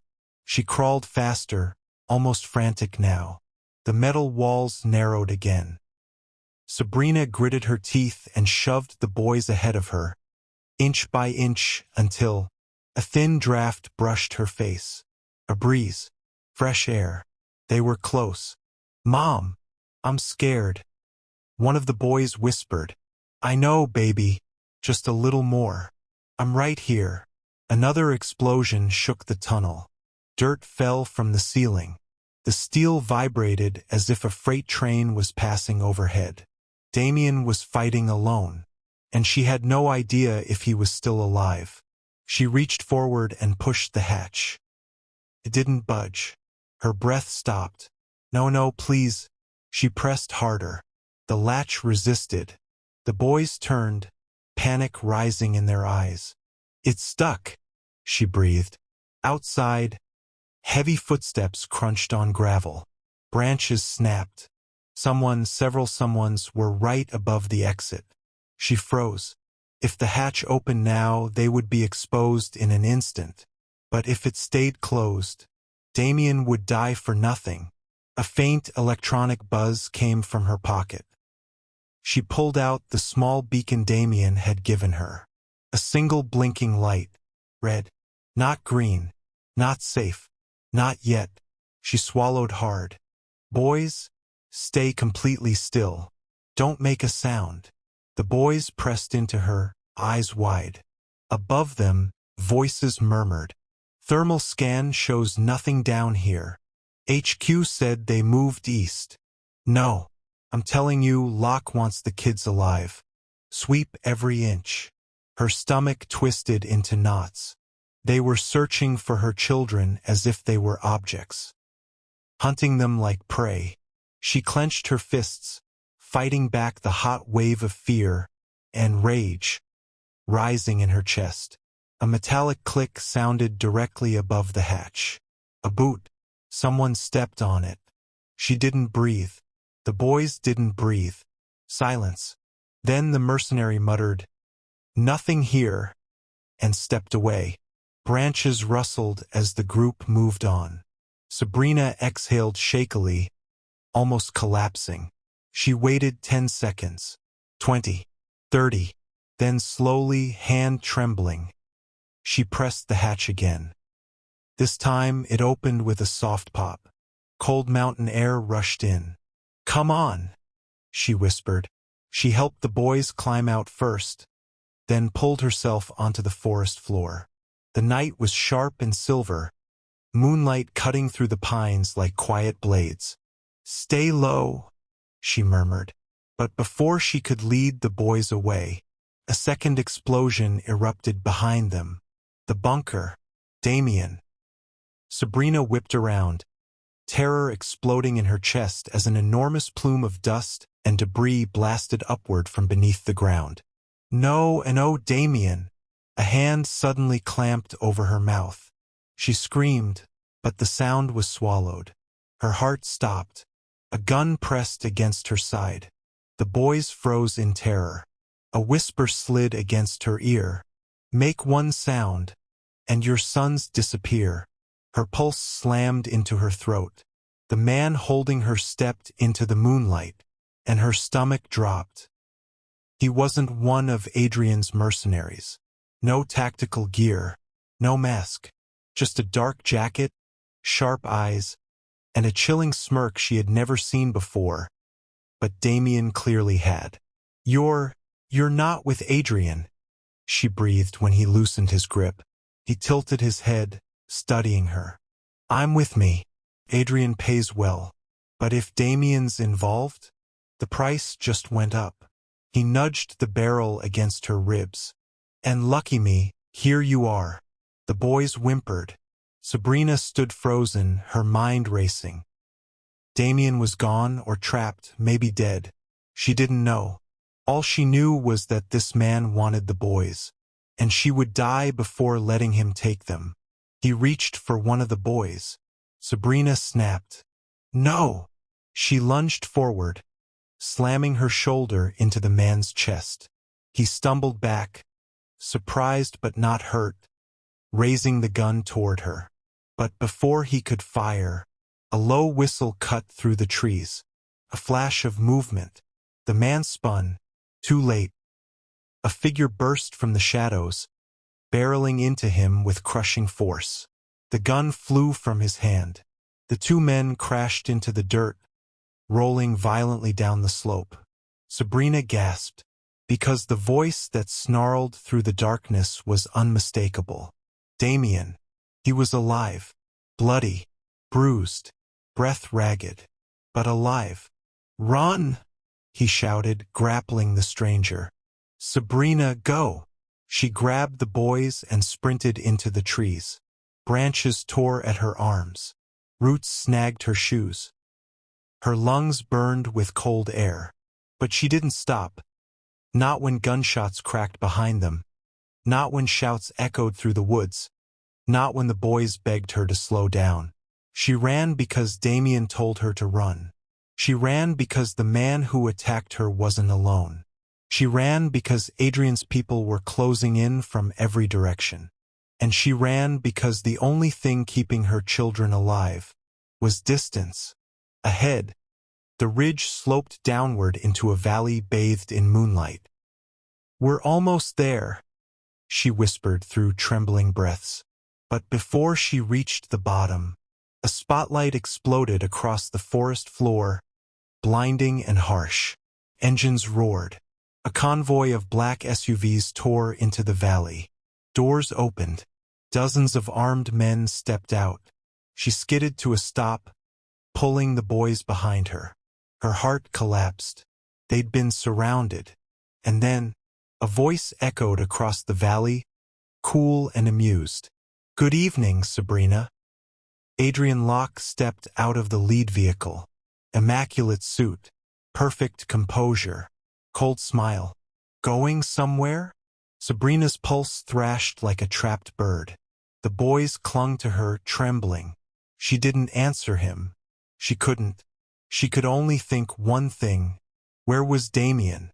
Then, from the tree line behind her, ragged footsteps approached. Damien stumbled into view, bloody, exhausted, barely standing. His eyes met Adrian's across the valley. And the tension between them ignited the air like static before a storm. Adrian smiled wider. "Ah, there you are." Damien straightened, even though it hurt. "Let them go, Locke." Adrian chuckled softly. "You know I can't do that." His gaze slid past Damien and landed on the boys. "Those children," he said quietly, "belong to me." Sabrina stepped in front of her sons, fury trembling through her. "No," she whispered. "They belong to me." Adrian raised a brow. "We'll see." He snapped his fingers. His men raised their weapons. Damien moved to stand beside her, unarmed but unafraid. Sabrina felt the world crush inward around them. This was the breaking point, the moment everything collapsed. And as the valley held its breath, a helicopter spotlight suddenly cut through the darkness from above. Everyone looked up. The helicopter wasn't Adrian's. Damien's eyes widened. "Oh God," he whispered. "He actually called them." Sabrina stared at him. "Who?" Damien swallowed hard. "The one person Adrian can't bribe." The helicopter descended, and over the loudspeaker came a voice Sabrina never expected to hear. "Drop your weapons. Now." The valley froze. Every gun, every breath, every heartbeat, all of it suspended under the blinding white cone of the helicopter's spotlight as it cut through the night like a divine command. "Drop your weapons. Now." The voice boomed over the loudspeaker. Calm, authoritative, unyielding. Adrian's men hesitated, glancing at him. Adrian's jaw tightened. Damien raised his eyes toward the helicopter, breath sharp. "I can't believe he actually came." Sabrina clutched the boys tighter. "Damien." "Who is that?" Before Damien could answer, the helicopter tilted lower, the whirlwind from its rotor flattening the grass, whipping Sabrina's hair across her face. A rope ladder dropped, and descending it with practiced ease was a man in a dark tactical vest, boots striking the ground with confidence. Broad-shouldered, weathered face, steel blue eyes, a presence that radiated command. Sabrina felt Damien straighten beside her, not with fear, but with something like stunned relief. The new arrival scanned the valley, eyes locking onto every weapon, every mercenary, every threat. Then he looked directly at Damien. "Kid," he called out, "you look like hell." Damien exhaled shakily. "Good to see you too, Commander." Sabrina's eyes widened. This was Commander Rourke, not a legend, but the man who trained legends. Former Special Operations. The one officer Damien respected above every other. The one person whose word could override any private militia, any mercenary, any billionaire. The one person Adrian Locke couldn't buy. Rourke walked to the center of the standoff, hands loose at his sides, but every inch of him coiled with focus. He turned his head slightly toward Adrian's men. "Last warning," he said over the rotor wash. "Guns on the ground." Adrian took a single step forward, face composed but furious beneath the surface. "Commander Rourke," he greeted smoothly, as if hosting a gala. "I wasn't aware this operation was under your jurisdiction." Rourke didn't even look at him. "Locke," he said flatly, "you should reconsider the direction your ego is pushing you in." A ripple of unease moved through Adrian's squad. Adrian's smile tightened. "These people have trespassed on private property, attacked my security team, and kidnapped 2 minors. You really want to go with that lie?" Rourke cut in. A visible flicker crossed Adrian's expression. Rourke's voice sharpened. "I have the full dossier. Everything. The neurointerface project. The missing test subjects. The falsified reports. The offshore payments. The black site." Adrian's composure cracked. Just a hair. But it was enough. Sabrina felt her pulse thunder. She gripped the boys protectively. Damien's whisper reached her ear. "Rourke knows everything." Rourke turned fully toward Adrian now, eyes narrowed. "And most importantly, the footage recorded by these 2 children." A murmur rippled through Adrian's men. Some shifted nervously. Others glanced at each other. The truth was no longer contained. It was exposed. Adrian's calm shattered like glass. "I want those children," he snarled. "They are mine." Rourke stepped between Adrian and the family, blocking his view. "You don't own children, Locke. You barely even own your sanity." Adrian's face contorted. "You have no authority over me." "Actually," Rourke said, pulling a small device from his pocket, "I do." He pressed a button. A second helicopter appeared from above the ridge. Then a third. Then 2 armored vehicles rolled into the valley from a hidden trail, headlights cutting through the dark. Federal insignias glinted on the doors. Sabrina felt her knees weaken. The cavalry wasn't coming. The cavalry was already here. Adrian's men shifted uneasily, fingers trembling near their triggers. Rourke lifted his chin, eyes burning with steel. "You're surrounded, Locke." Adrian laughed. High, sharp, unhinged. "You think this scares me? You think your little theater show means anything?" He snapped his fingers. Another set of headlights appeared, black SUVs emerging from the opposite tree-line. His own reinforcements. Dozens. He wasn't standing down. He was escalating. Rourke swore under his breath. Damien closed his eyes once as if bracing for war.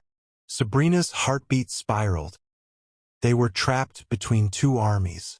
Then Adrian spoke again. His voice lower now, coiling with venom. "You want a war, Commander?" His eyes gleamed with malice. "You'll get one." "Adrian, don't!" Damien shouted. Adrian raised his hand, and every gun on his side lifted at once. Rourke's team mirrored the move instantly. The valley became a breathing powder keg. Sabrina pulled the boys behind her, shielding them with her body as best she could. The air thickened. Silence stretched. Then, a gunshot cracked through the valley. Not from Adrian's side. Not from Rourke's. But from the treeline behind Sabrina. Everyone turned. A lone figure stepped out. Hooded, limping slightly, a rifle slung over their shoulder. Damien's face drained of color. No, no, that's impossible. Sabrina's breath caught. The man lowered his hood.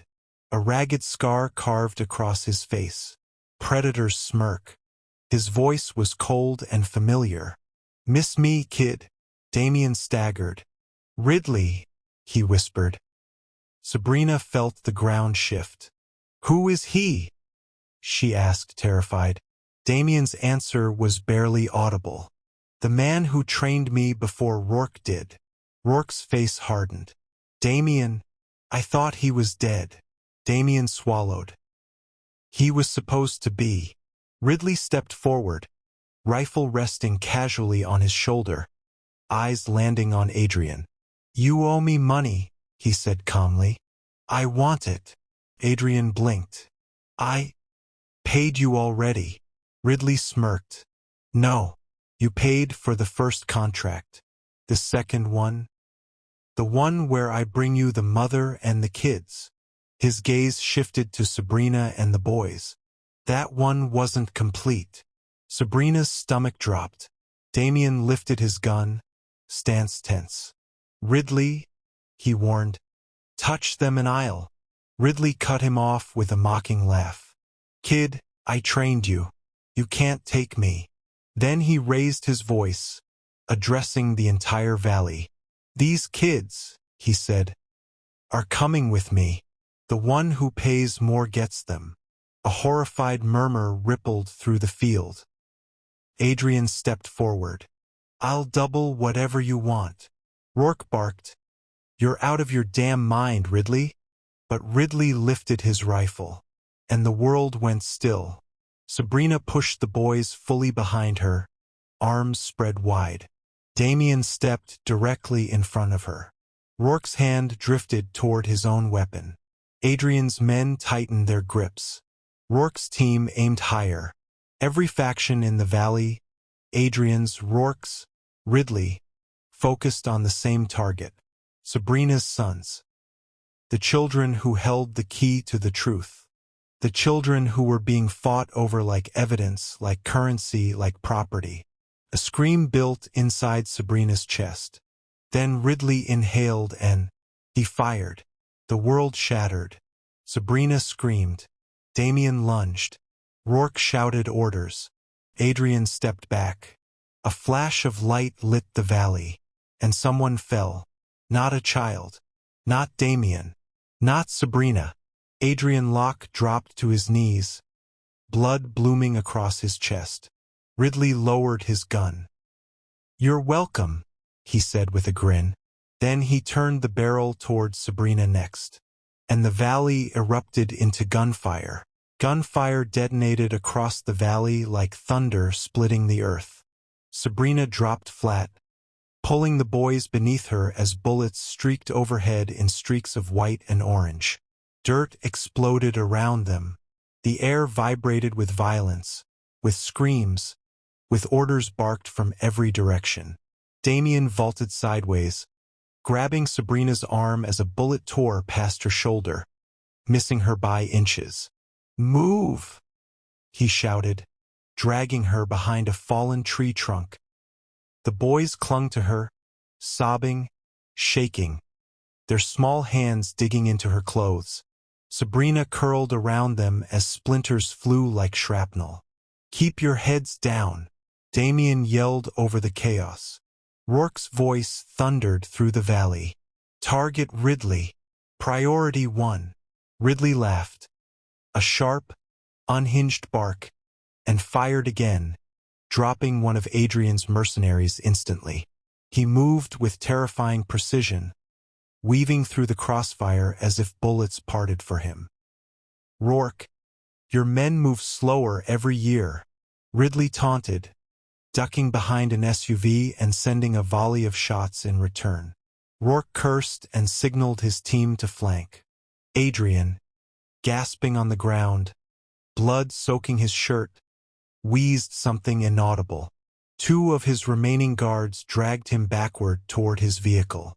Damien's attention darted between Sabrina and the battlefield.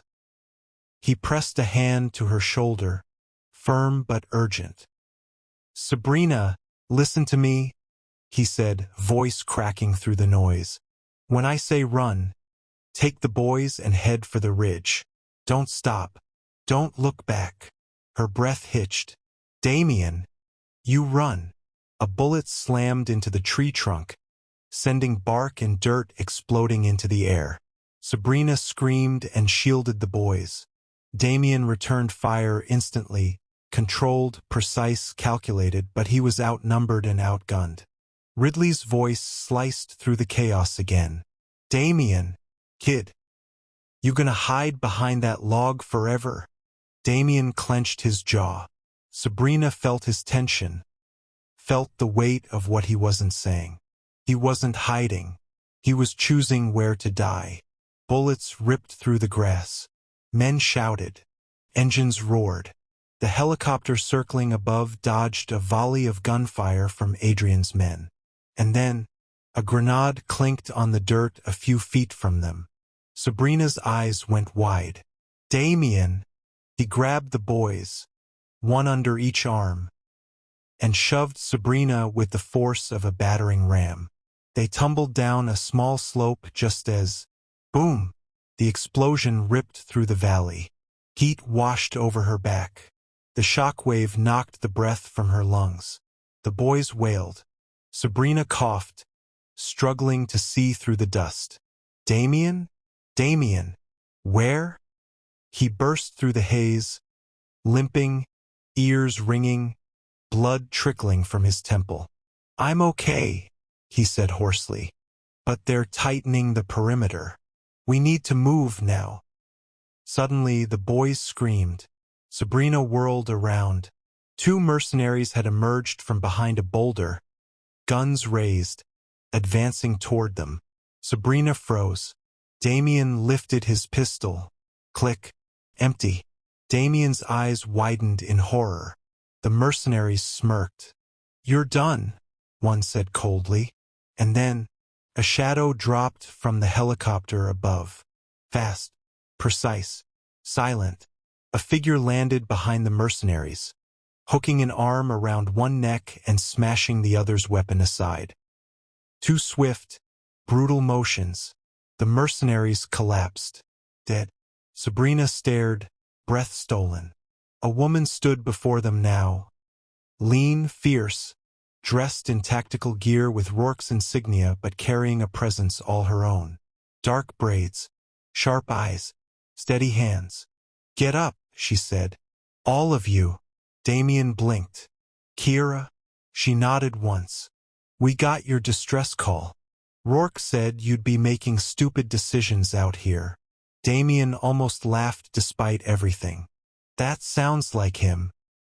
Kira's gaze swept to Sabrina and the boys. "They're the priority?" "Yes," Damien answered. "Then move."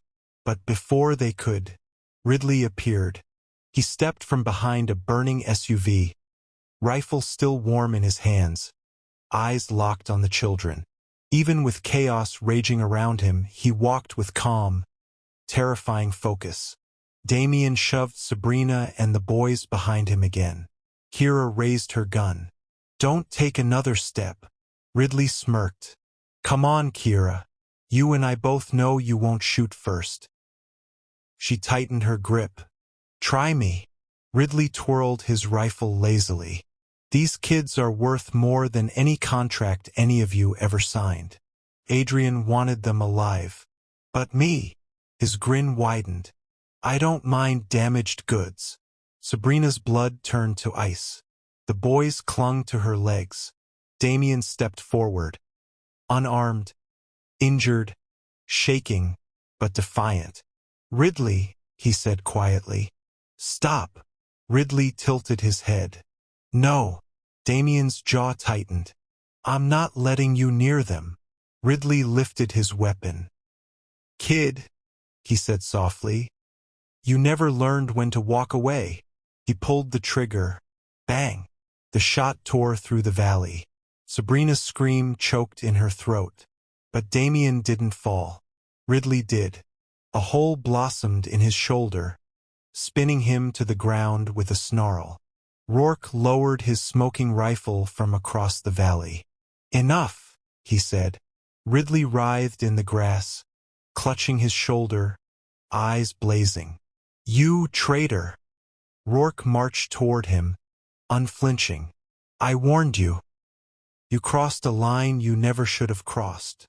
He signaled 2 agents. "Restrain him." Damien sagged with exhaustion, knees nearly buckling. Sabrina caught him, holding him upright. "You're okay," she whispered shakily.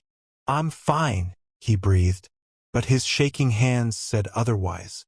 Kira knelt beside the boys. "You two were very brave."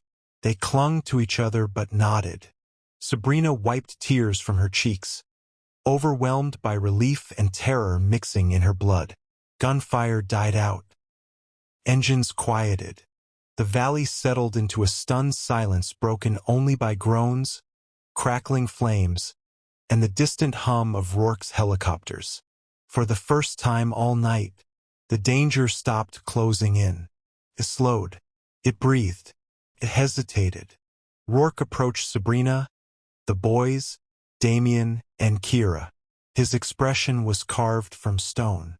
"It's over," he said, but Damien shook his head weakly. "No," he whispered. "Adrian isn't dead." As if on cue, one of Adrian's guards yelled for a medic.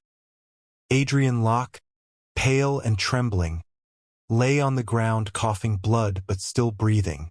Damien's spine stiffened. Rourke swore, "Locke, stay down." Adrian lifted his head with pure hatred burning in his eyes. Then he said something that made everyone freeze. Something that made Sabrina feel the world tilt beneath her feet. "The boys?" Adrian gasped. "They're not the only ones." Damien's eyes widened. "What?" he demanded. Adrian coughed again, blood spattering the grass. "There are more," he rasped. "More children, more footage, more evidence." He smiled, a horrible, broken thing. "You think the war ends here?" His voice cracked into a laugh. "This is only the beginning." Sabrina felt the ground drop away. Damien went pale. Rourke stared, stunned. Kira whispered, "Oh God!" And the boys looked up at Sabrina with wide, terrified eyes. The world wasn't saved. The nightmare wasn't over. It had only just revealed how deep it went. The storm outside intensified, slamming against the greenhouse windows as if nature itself wanted to pound its way inside. Sabrina felt the cold seep through the air vents beneath the glass benches. But her eyes stayed locked on the woman standing in the shadows.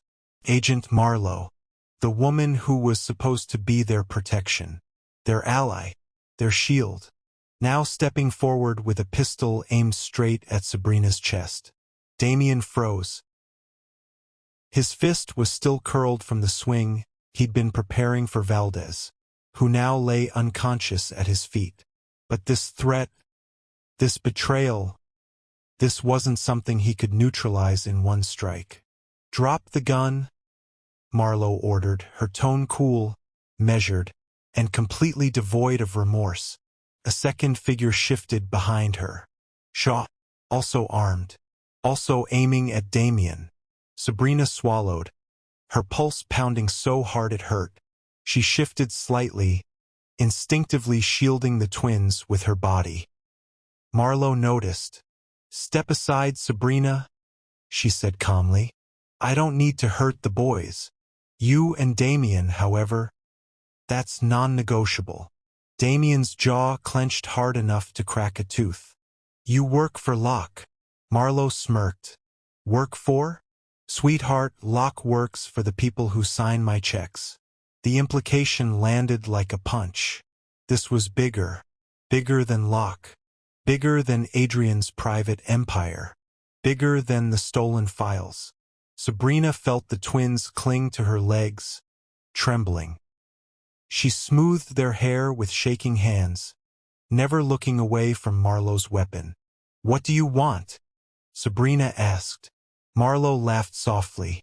Oh, don't dramatize it. I want what everyone wants: power, leverage, and a future that isn't controlled by billionaires with delusions of grandeur. Adrian Locke thought he was God. My employers? They don't think. They know. And the boys? Damien asked, his voice dangerously quiet. Marlowe tilted her head. Their insurance. Their stolen footage alone could collapse 5 governments. You two, on the other hand. Her eyes slid to Damien's. Your liabilities. Sabrina stepped forward despite her fear. You're not taking them. Marlowe raised her brows. Sabrina, sweet girl. I've known you for 3 years. You're brave. But let's not pretend you're bulletproof. Damien shifted his stance, calculating angles, timing, exits. 2 armed assailants. 1 narrow greenhouse exit. No cover. Sabrina and the twins too exposed. He needed a distraction. A weapon. Anything. But Marlowe read his posture instantly. Don't, she warned, tightening her grip. The only reason you're breathing is because I need the boys alive. You? Not so much. Shaw moved closer, boots crunching on wet soil spilled from a broken pot. Damien's eyes flicked sideways, the faintest twitch, but Shaw caught it. Hands up, Shaw barked. Nice and slow. Both of you. Sabrina lifted hers, trembling. Damien did too, but only half Sabrina saw it. The tension in his arms. The positioning of his legs. The subtle shift of his balance. He wasn't surrendering. He was planning. Marlowe sighed dramatically. You know what I've always hated about you two? You're stubborn. Always trying to be noble. Always getting in the way. She stepped closer, her gun now a foot from Sabrina's heart. Turn around. Sabrina didn't. Sabrina, Damien whispered. Do it. She shook her head. No. Her voice cracked, but she didn't move. If you're going to hurt us, you look at me. You don't get to turn me into someone faceless. For the first time, Marlowe blinked. Damien noticed. A flicker. A hesitation. Sabrina had found the weakness. Sabrina took another tiny step. You pretended to protect us. You pretended to care about the boys. So look at me while you betray them. Marlowe's jaw tightened. Shaw shifted uncomfortably behind her. Damien seized the second.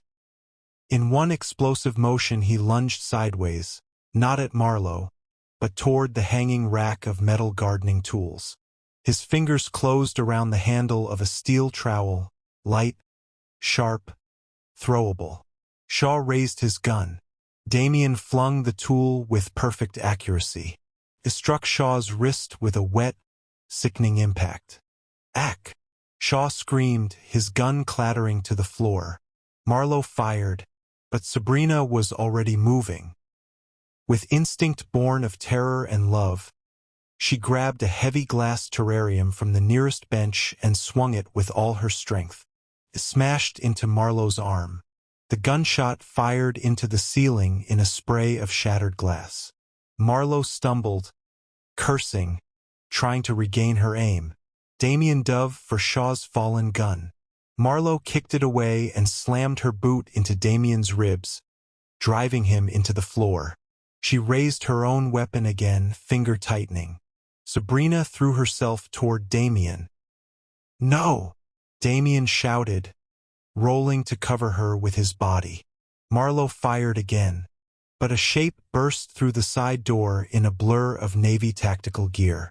Officer Reynolds, breathing hard, gun drawn, face twisted with fury. Drop it now, Marlowe. Marlowe spun toward him, firing the same instant. Reynolds ducked behind a steel shelf, bullets sparking off metal pots. He returned fire, precise and controlled, forcing Marlowe into cover behind a potted citrus tree. Shaw was crawling toward his weapon, blood dripping down his wrist. Damien surged forward, tackling him, slamming Shaw's face into the tile hard enough to make his skull bounce. Sabrina pulled the twins behind a stone planter. "Mama!" one cried. "It's okay, baby. Stay down. Stay down." The air filled with gunfire, shouting, and the shattering of glass as bullets ripped through leaves and ceramic pots. Reynolds advanced slowly. "Marlowe, it's over. Over." She laughed hysterically. "Reynolds, don't be stupid. You think this ends with us? Locke is nobody. You're fighting the wrong enemy." "Then drop the gun," Reynolds snapped. "I can't," she said softly. Her tone chilled Sabrina to the bone. Then she stood, gun raised, aiming not at Reynolds, not at Damien, not at Sabrina, but at the twins. Damien saw it the same instant Sabrina did. Sabrina! Sabrina didn't think, didn't stop, didn't hesitate. She sprinted. A mother's instinct, pure, fierce, unstoppable, launched her across the greenhouse. Marlowe fired. Reynolds fired. 2 shots, almost simultaneous. Sabrina reached the boys and threw her arms around them, and for a breathless moment, time froze. Marlowe staggered backward, a red bloom spreading across her shoulder. Reynolds' bullet had hit true. Her own shot, however, Sabrina felt something tear past her ribs, a burn like fire ripping across her side. She gasped, collapsing to her knees but still holding the boys tightly against her chest. Damien's roar shook the greenhouse as he disarmed Shaw and sprinted toward her. "Sabrina!" Reynolds kicked Marlowe's weapon away as she crumpled to the ground, coughing, bleeding, eyes wide with disbelief. Damien reached Sabrina, dropping to the floor beside her. Blood seeped through her shirt. Bright, hot, too much. "I'm okay," she whispered, though she wasn't. "Are they?" The twins were crying but unharmed. Damien cupped Sabrina's face, his voice breaking. "You saved them. You saved all of us." She managed a weak, painful smile. Reynolds approached, breathless. "We need to move. Backup is 3 minutes out. And Marlowe isn't the only one coming." Sabrina's eyes fluttered. Damien lifted her carefully into his arms. Outside, through the broken greenhouse window, the estate was glowing with headlights, more vehicles pulling in. Reynolds swallowed. "Oh God, they're already here." Damien held Sabrina tighter. The real battle was just beginning. The estate grounds were no longer silent. Engines growled across the valley like wolves circling a wounded deer. Beams of headlights slashed through the rain, converging in the direction of the greenhouse. The moment Damien turned toward the broken window, he saw them, 4 black SUVs cutting across the gravel drive. 2 armored vans behind them, and men, at least a dozen, pouring out with rifles. Not Adrian's private guards. Not Marlowe's tactical unit. These were different, harder, more uniform, more deadly. Reynolds sucked in a sharp breath. "Those aren't Locke's men." "I know," Damien said, adjusting Sabrina in his arms. "They move too clean." "They're government," Reynolds whispered. "Not ours. The kind you never see unless you're already dead." Sabrina stirred, gripping Damien's shirt weakly. "Go," she whispered, her breath trembling. "Go now." Damien brushed rain-soaked hair from her forehead. "We're not leaving you. You need to move," Reynolds snapped. Before they breach. Another engine rumbled up the hill. Closer. Louder. Faster.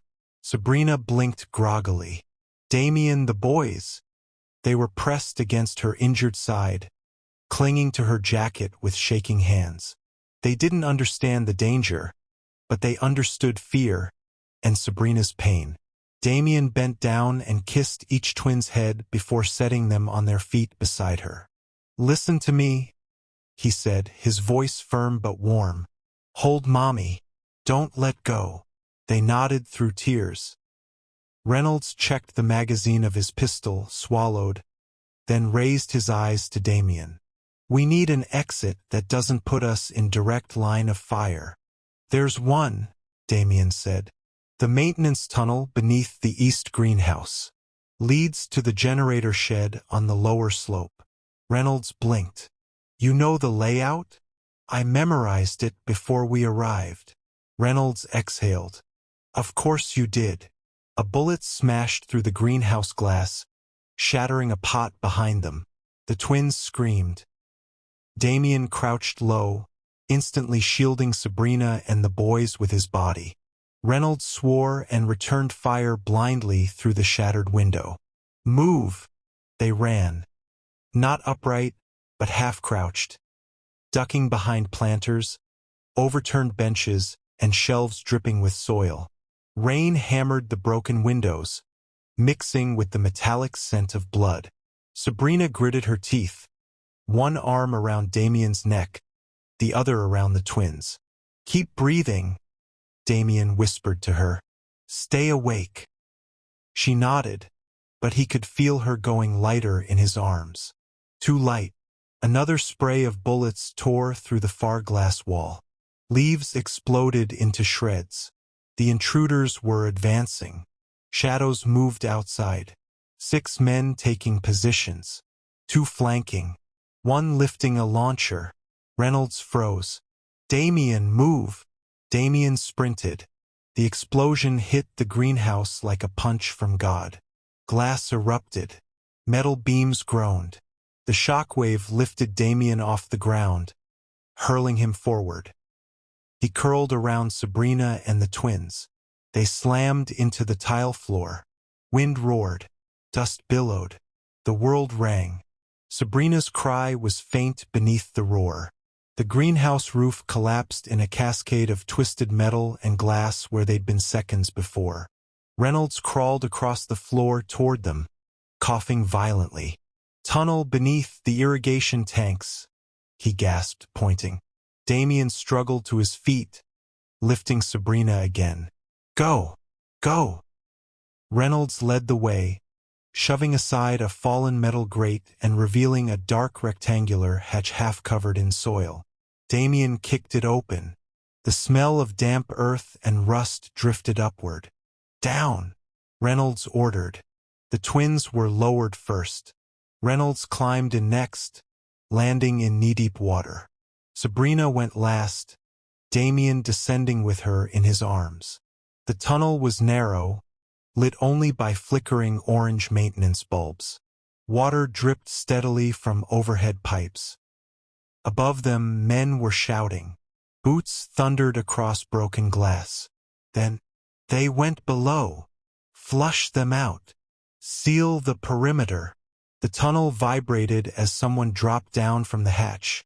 A heavy thud behind them. Damien spun. A silhouette dropped into the tunnel, landing in a crouch. Not Marlowe. Not Shaw. Someone else. A man built like a storm. Tall. Broad. Precision in every movement.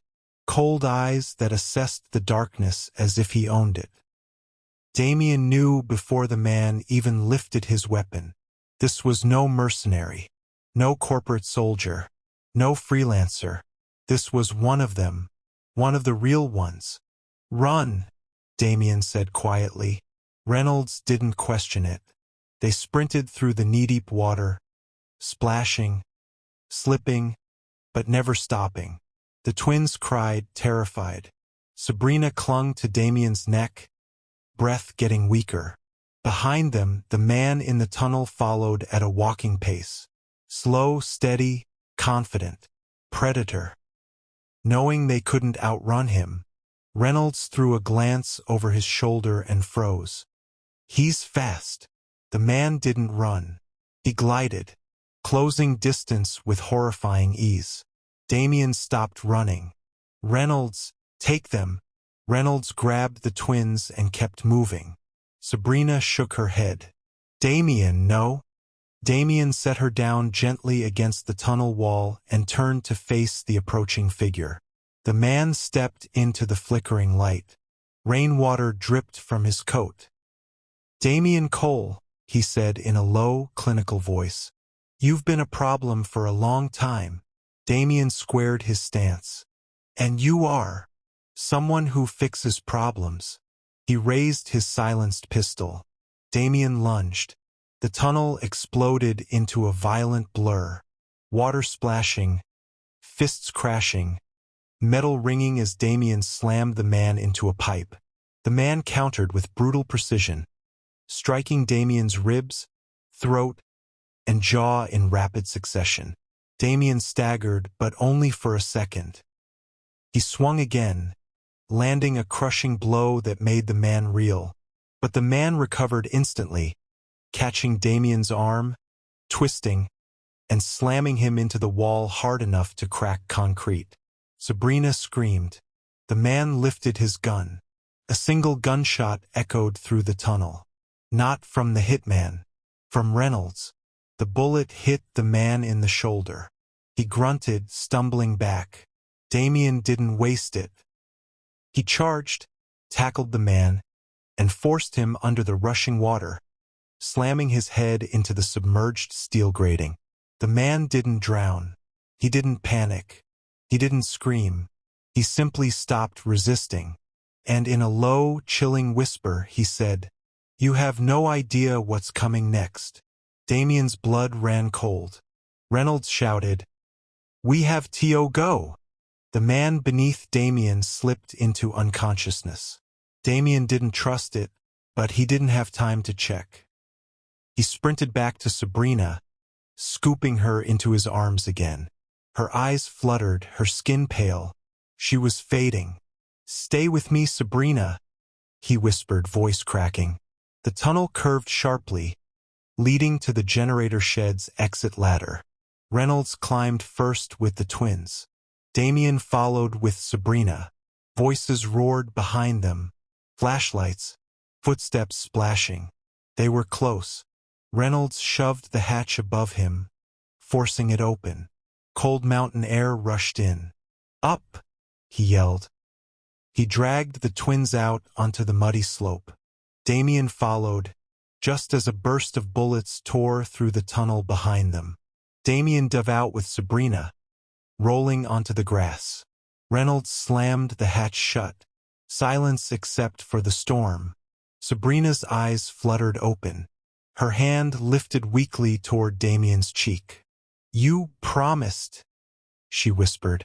Damien held her tightly, trembling. "And I'll keep that promise." Suddenly, a spotlight swept across them. An engine idled nearby. A vehicle. Black, large, waiting, but not one of the attackers' SUVs. Reynolds narrowed his eyes. "Damien, who the hell is that?" The back door opened slowly. A figure stepped out. And everything Damien thought he understood about the night, about the mission, about the boys, about the enemies chasing them, changed in an instant, because the person stepping out was someone Damien knew, someone he trusted, someone who was not supposed to be here. Damien froze. "Sabrina," he whispered, voice hollow. "Don't move." Sabrina blinked weakly. "Who is that?" The figure stepped closer, face illuminated by the harsh beam of the headlights. Damien's breath stopped. It was the last person he ever expected to see. Alive, armed, and looking directly at the twins. Damien's chest tightened as the figure approached. Rain dripped off her leather coat, slick hair plastered to her skull, and her eyes, those piercing green eyes, locked onto the twins like she was weighing their value. Sabrina's weak hand reached for Damien. Instinctively, as if she could sense his tension. Evelyn. Damien breathed, disbelief cracking his voice. Evelyn Arden, presumed dead after the warehouse incident 6 months ago, stepped fully into the headlights, a smirk curling her lips. She held a sleek black rifle casually, the barrel reflecting the stormy night sky.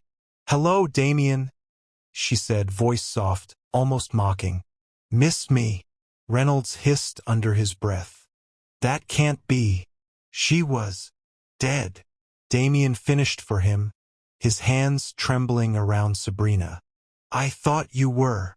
Evelyn raised a finger, shushing him theatrically. "Presumed dead. I like to keep people guessing." Sabrina's weak hand gripped Damien's arm. What do you want?" Evelyn's gaze flicked to the twins. "Oh, the little ones. You've been hiding them so well. Smart."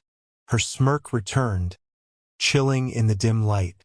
"But hiding them only delays the inevitable." Damien's instincts screamed danger. He took a step forward, positioning himself between Sabrina, the twins, and Evelyn. "If you touch them, I swear." Evelyn laughed lightly. "Touch them? My dear Damien, I wouldn't dare. I'm not here to kill your precious family. Not yet. I'm here because we have a mutual problem." "Mutual problem?" Damien repeated, skeptical. "Yes," Evelyn said, letting the rain run down her face. "Locke isn't acting alone. The people sending Marlowe, the men in the SUVs, they're just pawns. I've been tracking them for months. And the moment they found out about your little audit operation, well, they knew you'd be a problem." Damien narrowed his eyes. "So what? You just decided to show up and help?" Evelyn shook her head. "Help? Let's call it strategic alliance. For now." She lowered her rifle slightly. "You've got something I need, and I need you alive to get it. We can settle old scores later." Sabrina's eyes narrowed. "And if we refuse?" Evelyn's smile faded, replaced with a hard, calculated expression.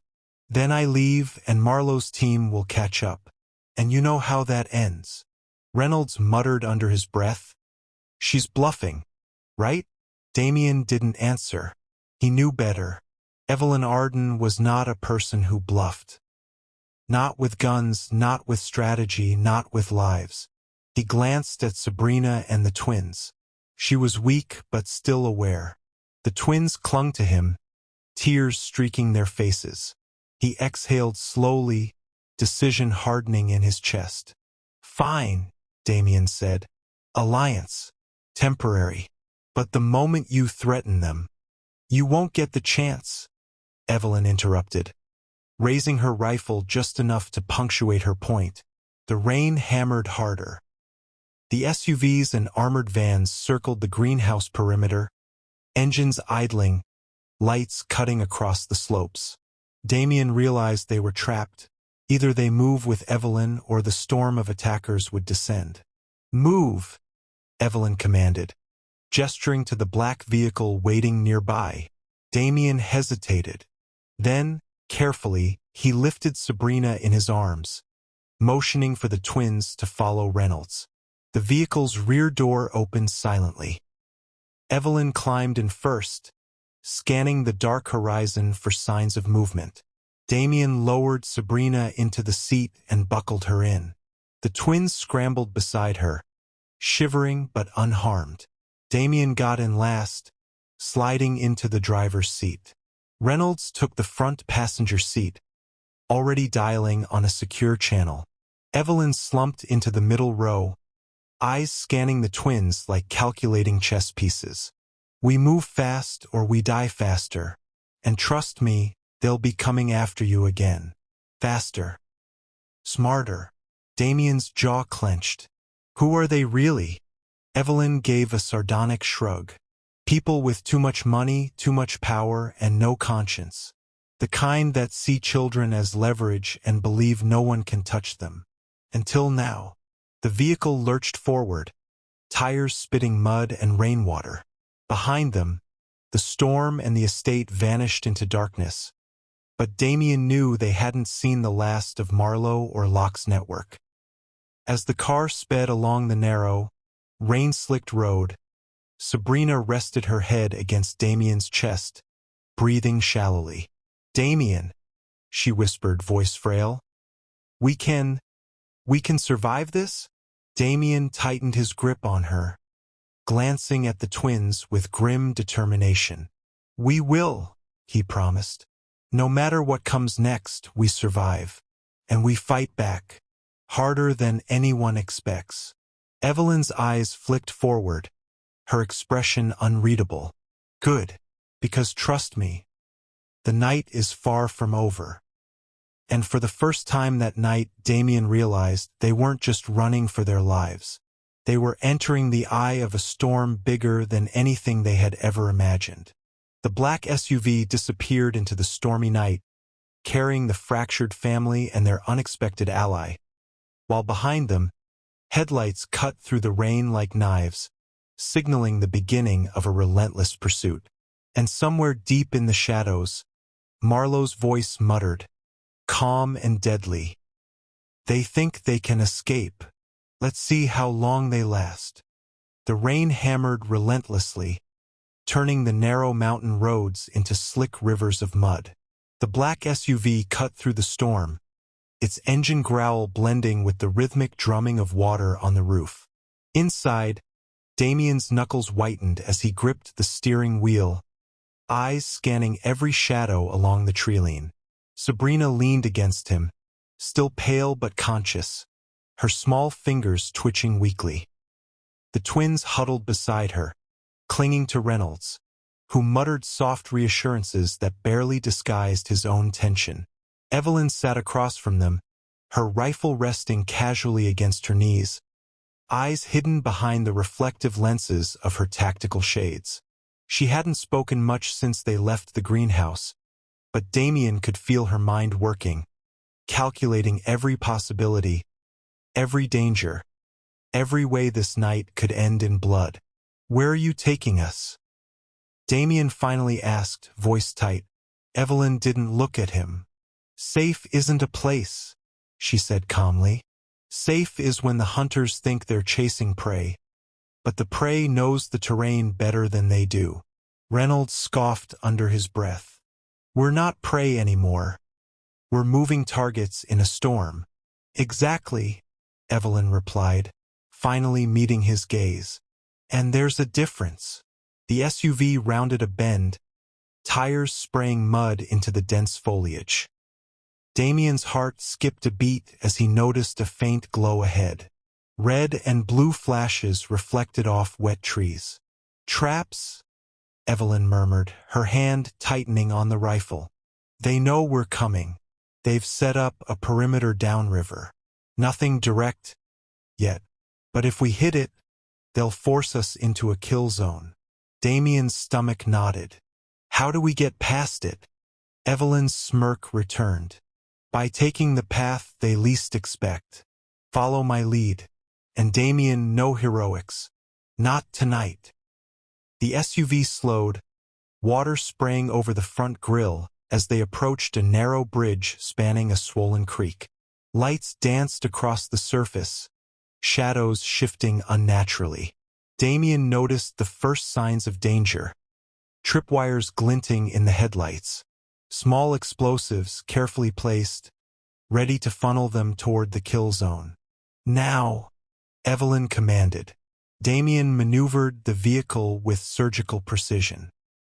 The SUV dipped, swerved, and threaded through the maze of traps, bullets pinging off the chassis as Marlowe's men opened fire from concealed positions. Reynolds returned fire with a compact submachine gun, bullets tearing through trees, splintering wood around them. The twins screamed as a bullet ricocheted close enough to blow mud onto the windshield. Sabrina whimpered, clutching Damien's arm. They won't stop. They won't," Damien said grimly. "But neither will we." The bridge narrowed. Damien's tires skidded, water spraying over the sides. Evelyn barked instructions, her voice cutting through the chaos. Left. Hard left. Now. Careful tripwire.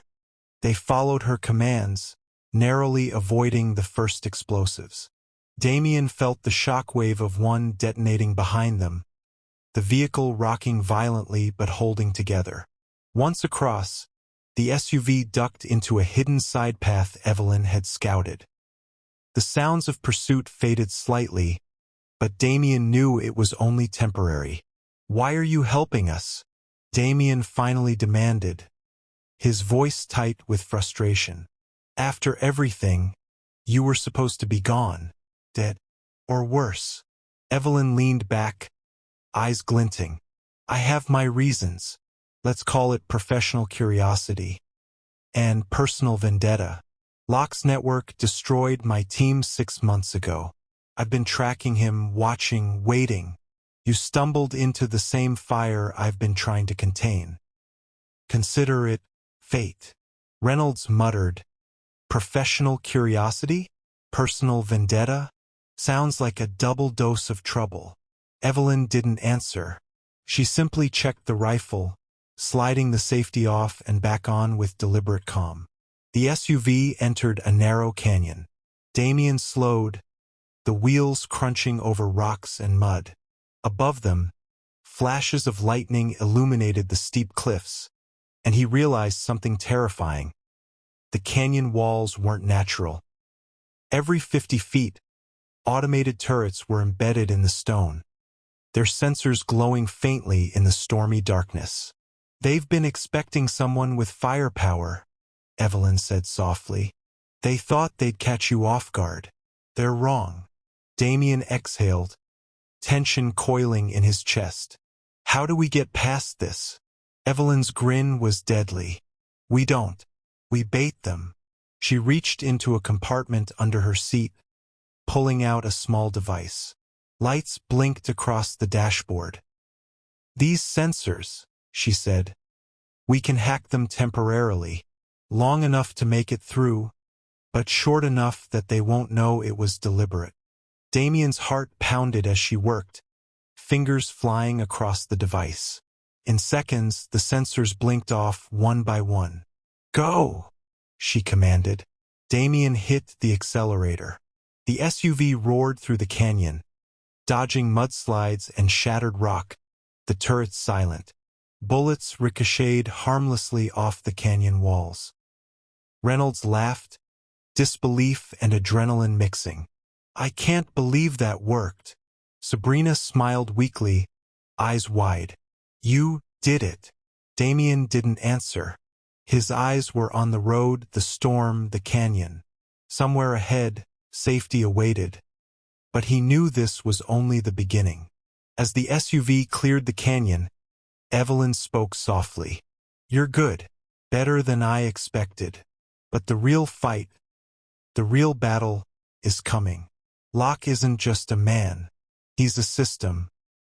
And systems are harder to destroy than individuals." Damien's jaw tightened. "Then we'll take the system apart, piece by piece." Evelyn's eyes gleamed with a dangerous light. "Good, because trust me, the system is watching, and it knows your every move." The SUV sped down the winding road into the night, leaving behind the chaos, the rain, and the shattered greenhouse. But the war was far from over. Above them, the storm raged, lightning illuminating the silhouette of Marlowe's men regrouping. And somewhere, deep in the darkness, Locke himself watched. A smile crept across his face. This game just got interesting. The black SUV had disappeared into the twisting mountain roads, leaving only the echo of its engine and the relentless rain behind. Damien's mind raced as he tried to piece together the situation.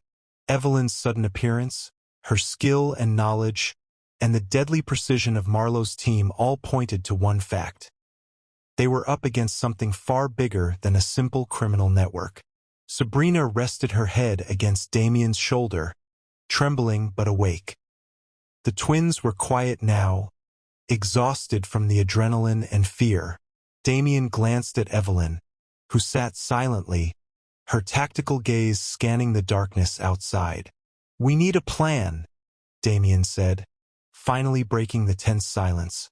Evelyn's eyes flicked to him. "We do. But first, we need a base of operations." "Where?" Reynolds asked, voice edged with concern. "We can't exactly set up shop in the middle of the storm and hope Marlowe's men don't find us." Evelyn smiled faintly. "We have options. And I know one safe place where we can regroup, plan, and strike back. You'll need to trust me." "Completely." Damien's jaw clenched. Trust was a luxury he had learned to ration, but right now there were few alternatives. "All right, lead the way." 2 hours later, they arrived at a nondescript warehouse on the outskirts of the city.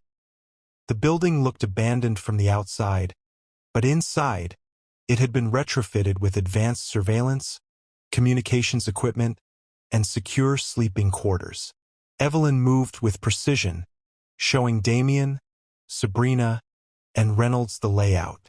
"This will be our headquarters for the next phase," she explained.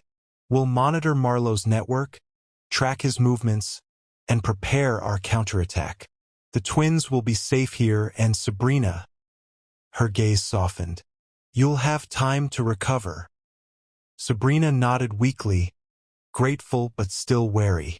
Damien placed a protective hand on her shoulder. "We'll get through this," he whispered. Evelyn walked over to a bank of monitors, flicking switches and bringing up live feeds of the city streets, highways, and known Marlowe territories. "We're not just fighting men with guns anymore," she said. "Locke's network is deep, connected to corporate, political, and criminal organizations. They've covered their tracks carefully, but they make mistakes. And we're going to exploit every single one." Reynolds shook his head in disbelief. "You're talking about taking on an entire criminal empire with a handful of us?" Evelyn turned, her eyes cold and determined. "Not just a handful, Reynolds. You, me, Damien, Sabrina, and every underestimated person who has been ignored, humiliated, or dismissed. People like us have the advantage of invisibility, patience, and insight. That's what Locke never expects." Damien stared at her, weighing her words. He had never been one for calculated patience, preferring action, but Evelyn's logic was undeniable. They couldn't win by brute force. They had to be smarter, faster, and unpredictable. "Where do we start?" Damien asked, finally committing himself to the strategy. Evelyn tapped a series of commands on the monitor, bringing up dossiers, surveillance footage, and a network map of Marlowe's operations. "We begin by dismantling his communications. Intercept his messages, identify key players, and isolate them. Then we hit strategically financial, legal, public exposure. Every move will be calculated, and every strike precise. No one will see it coming until it's too late." Sabrina, still recovering, looked at Damien. "And the twins? They'll be safe." Evelyn's gaze softened again. "Safe for now, but every plan has risk. The goal is to control the risk so that they remain untouched while we dismantle the system around them." Damien nodded. "I trust you, but what about you? Why help us?" Evelyn's eyes hardened. "Because I've been burned before. I've lost people I cared about to this system, and now I have a chance to right it. You're my leverage to finish what I started." The room fell silent as the gravity of their situation settled over them. Outside, the storm raged on, masking their movements but reminding them that time was never on their side. Evelyn turned back to the monitors. "We move at dawn. Tonight we prepare. Study every move Marlowe and Locke make. Tomorrow we begin the counterattack. And Damien, remember this. Once we start, there's no turning back. We either win or die trying. But we don't run. We fight smart and we fight together." Damien looked at his small, exhausted family and then at Evelyn. The weight of responsibility pressed down on him, but for the first time he felt a flicker of hope. "Tomorrow," he said, voice steady, "we take back control." Evelyn nodded. "Tomorrow, the hunters become the hunted." As the group settled in for the night, shadows moved beyond the warehouse walls.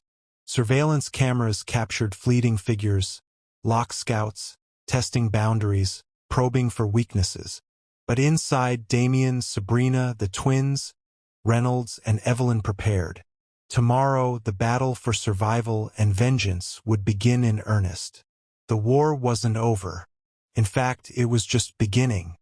Dawn broke over the city with a muted gray sky, the storm from the previous night leaving puddles across deserted streets.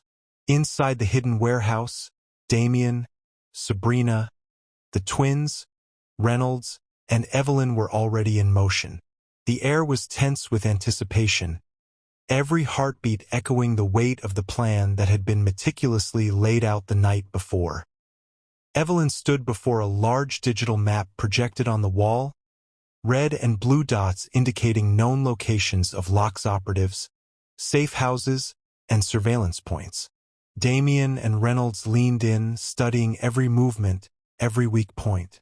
"Here's the first target," Evelyn said, pointing to a large office tower in the financial district. "This is Marlowe's communications hub. Cutting it off will disrupt coordination for several hours. Enough time for us to move unseen and gather intelligence on the next phase." Damien's eyes narrowed. "And we do this without getting caught?" Evelyn's smirk returned. "Exactly. And we do it cleanly. Precision, Damien. No collateral. Every move counts, and mistakes will cost lives." Reynolds muttered, shaking his head. "I can't believe I'm about to break into a corporate fortress for the sake of—" "What?" "Revenge and justice." "Both," Damien said firmly. "We protect our family and strike back at the people who thought they could destroy us. That's enough motivation." The twins were strapped safely into a mobile secure pod, designed by Evelyn's contacts from previous operations. Sabrina, though weak, insisted on accompanying them in the field, her determination bolstered by fear for her children's safety. By mid-morning, the team had infiltrated the outskirts of Marlowe's communications hub. Evelyn led, moving silently and deliberately, scouting the entrances. The building was fortified, but its security relied heavily on predictable patterns, something Evelyn had exploited before. "Timing is everything," she whispered, signaling Damien and Reynolds to take positions. "Cameras rotate every 45 seconds. Guard swap shifts every 12 minutes. And the main server room has only one electronic lock with a delay timer. We have 90 seconds once we breach the perimeter." Damien's pulse raced as they moved into position. Every footstep on the wet pavement felt amplified. Sabrina gripped his arm, her knuckles white, but her eyes reflected trust, a faith that he couldn't let break. "On my mark," Evelyn continued. She pulled out a compact electronic device and attached it to the security panel. Lights blinked across the device as it hacked into the system. 3, 2, 1, mark. The front doors slid open silently, and the team moved in. Damien led, keeping a watchful eye on the twins via a live feed from the secure pod. Every hallway, every turn was pre-scouted, and every guard bypassed without raising alarms. Inside the server room, Evelyn worked with rapid precision, connecting devices to the mainframe. "We're downloading everything," she said, voice steady. "Emails, call logs, internal memos. Every transaction, every secret, every order." Damien glanced at her. "How long?" 10 minutes. Then we vanish." Outside, Marlowe's men had begun their rounds, alerted by a delayed sensor trigger. They were moving faster than expected, But Evelyn had already anticipated this. "Split and converge on the east exit," she ordered. "They'll never predict the underground passage." The team moved through narrow service corridors, shadows blending with the concrete walls. Damien carried Sabrina while Reynolds guided the twins, moving swiftly but cautiously. They reached the underground exit moments before the first guard discovered the breach. Evelyn covered their retreat, her rifle trained on the approaching enemies, giving the team precious seconds. Once outside, Damien exhaled, adrenaline mixing with relief. "We did it." Evelyn shook her head. "Not yet. We've only scratched the surface. Marlowe's network is vast, and Locke will respond. But now, they're disoriented. They think they control the game, and for the first time they don't." Damien looked at the twins, then Sabrina. "This is just the beginning," he said, determination settling over him like armor. Evelyn nodded. "Exactly. And the next move will hit them where it hurts most. Their finances and credibility. People like Locke can't recover from public exposure. Once we start releasing the evidence, every secret, every illegal deal, the empire crumbles." Reynolds shook his head again, half in disbelief, half in awe. "We're really doing this. We're taking down an entire criminal network." "Yes," Evelyn said, voice low but fierce. "And no one ever sees it coming. Not until it's too late." As the team disappeared into the city streets, blending with the morning traffic, Marlowe's men regrouped at the communications hub. Their radios crackled with tension. "They breached the servers," one operative said, panic rising in his voice. "They're gone. And they took everything." From a high rise across the street, Damien caught sight of a figure watching, the first sign that Locke himself had noticed the counterattack. And somewhere, deep in his fortified office, Locke leaned back in his chair, a slow, deliberate smile spreading across his face. "Interesting," he murmured. "They think they've started the game. But the game started the moment I allowed them to exist." The hunt had begun in earnest, and this time Damien and his allies were not just running. They were striking back.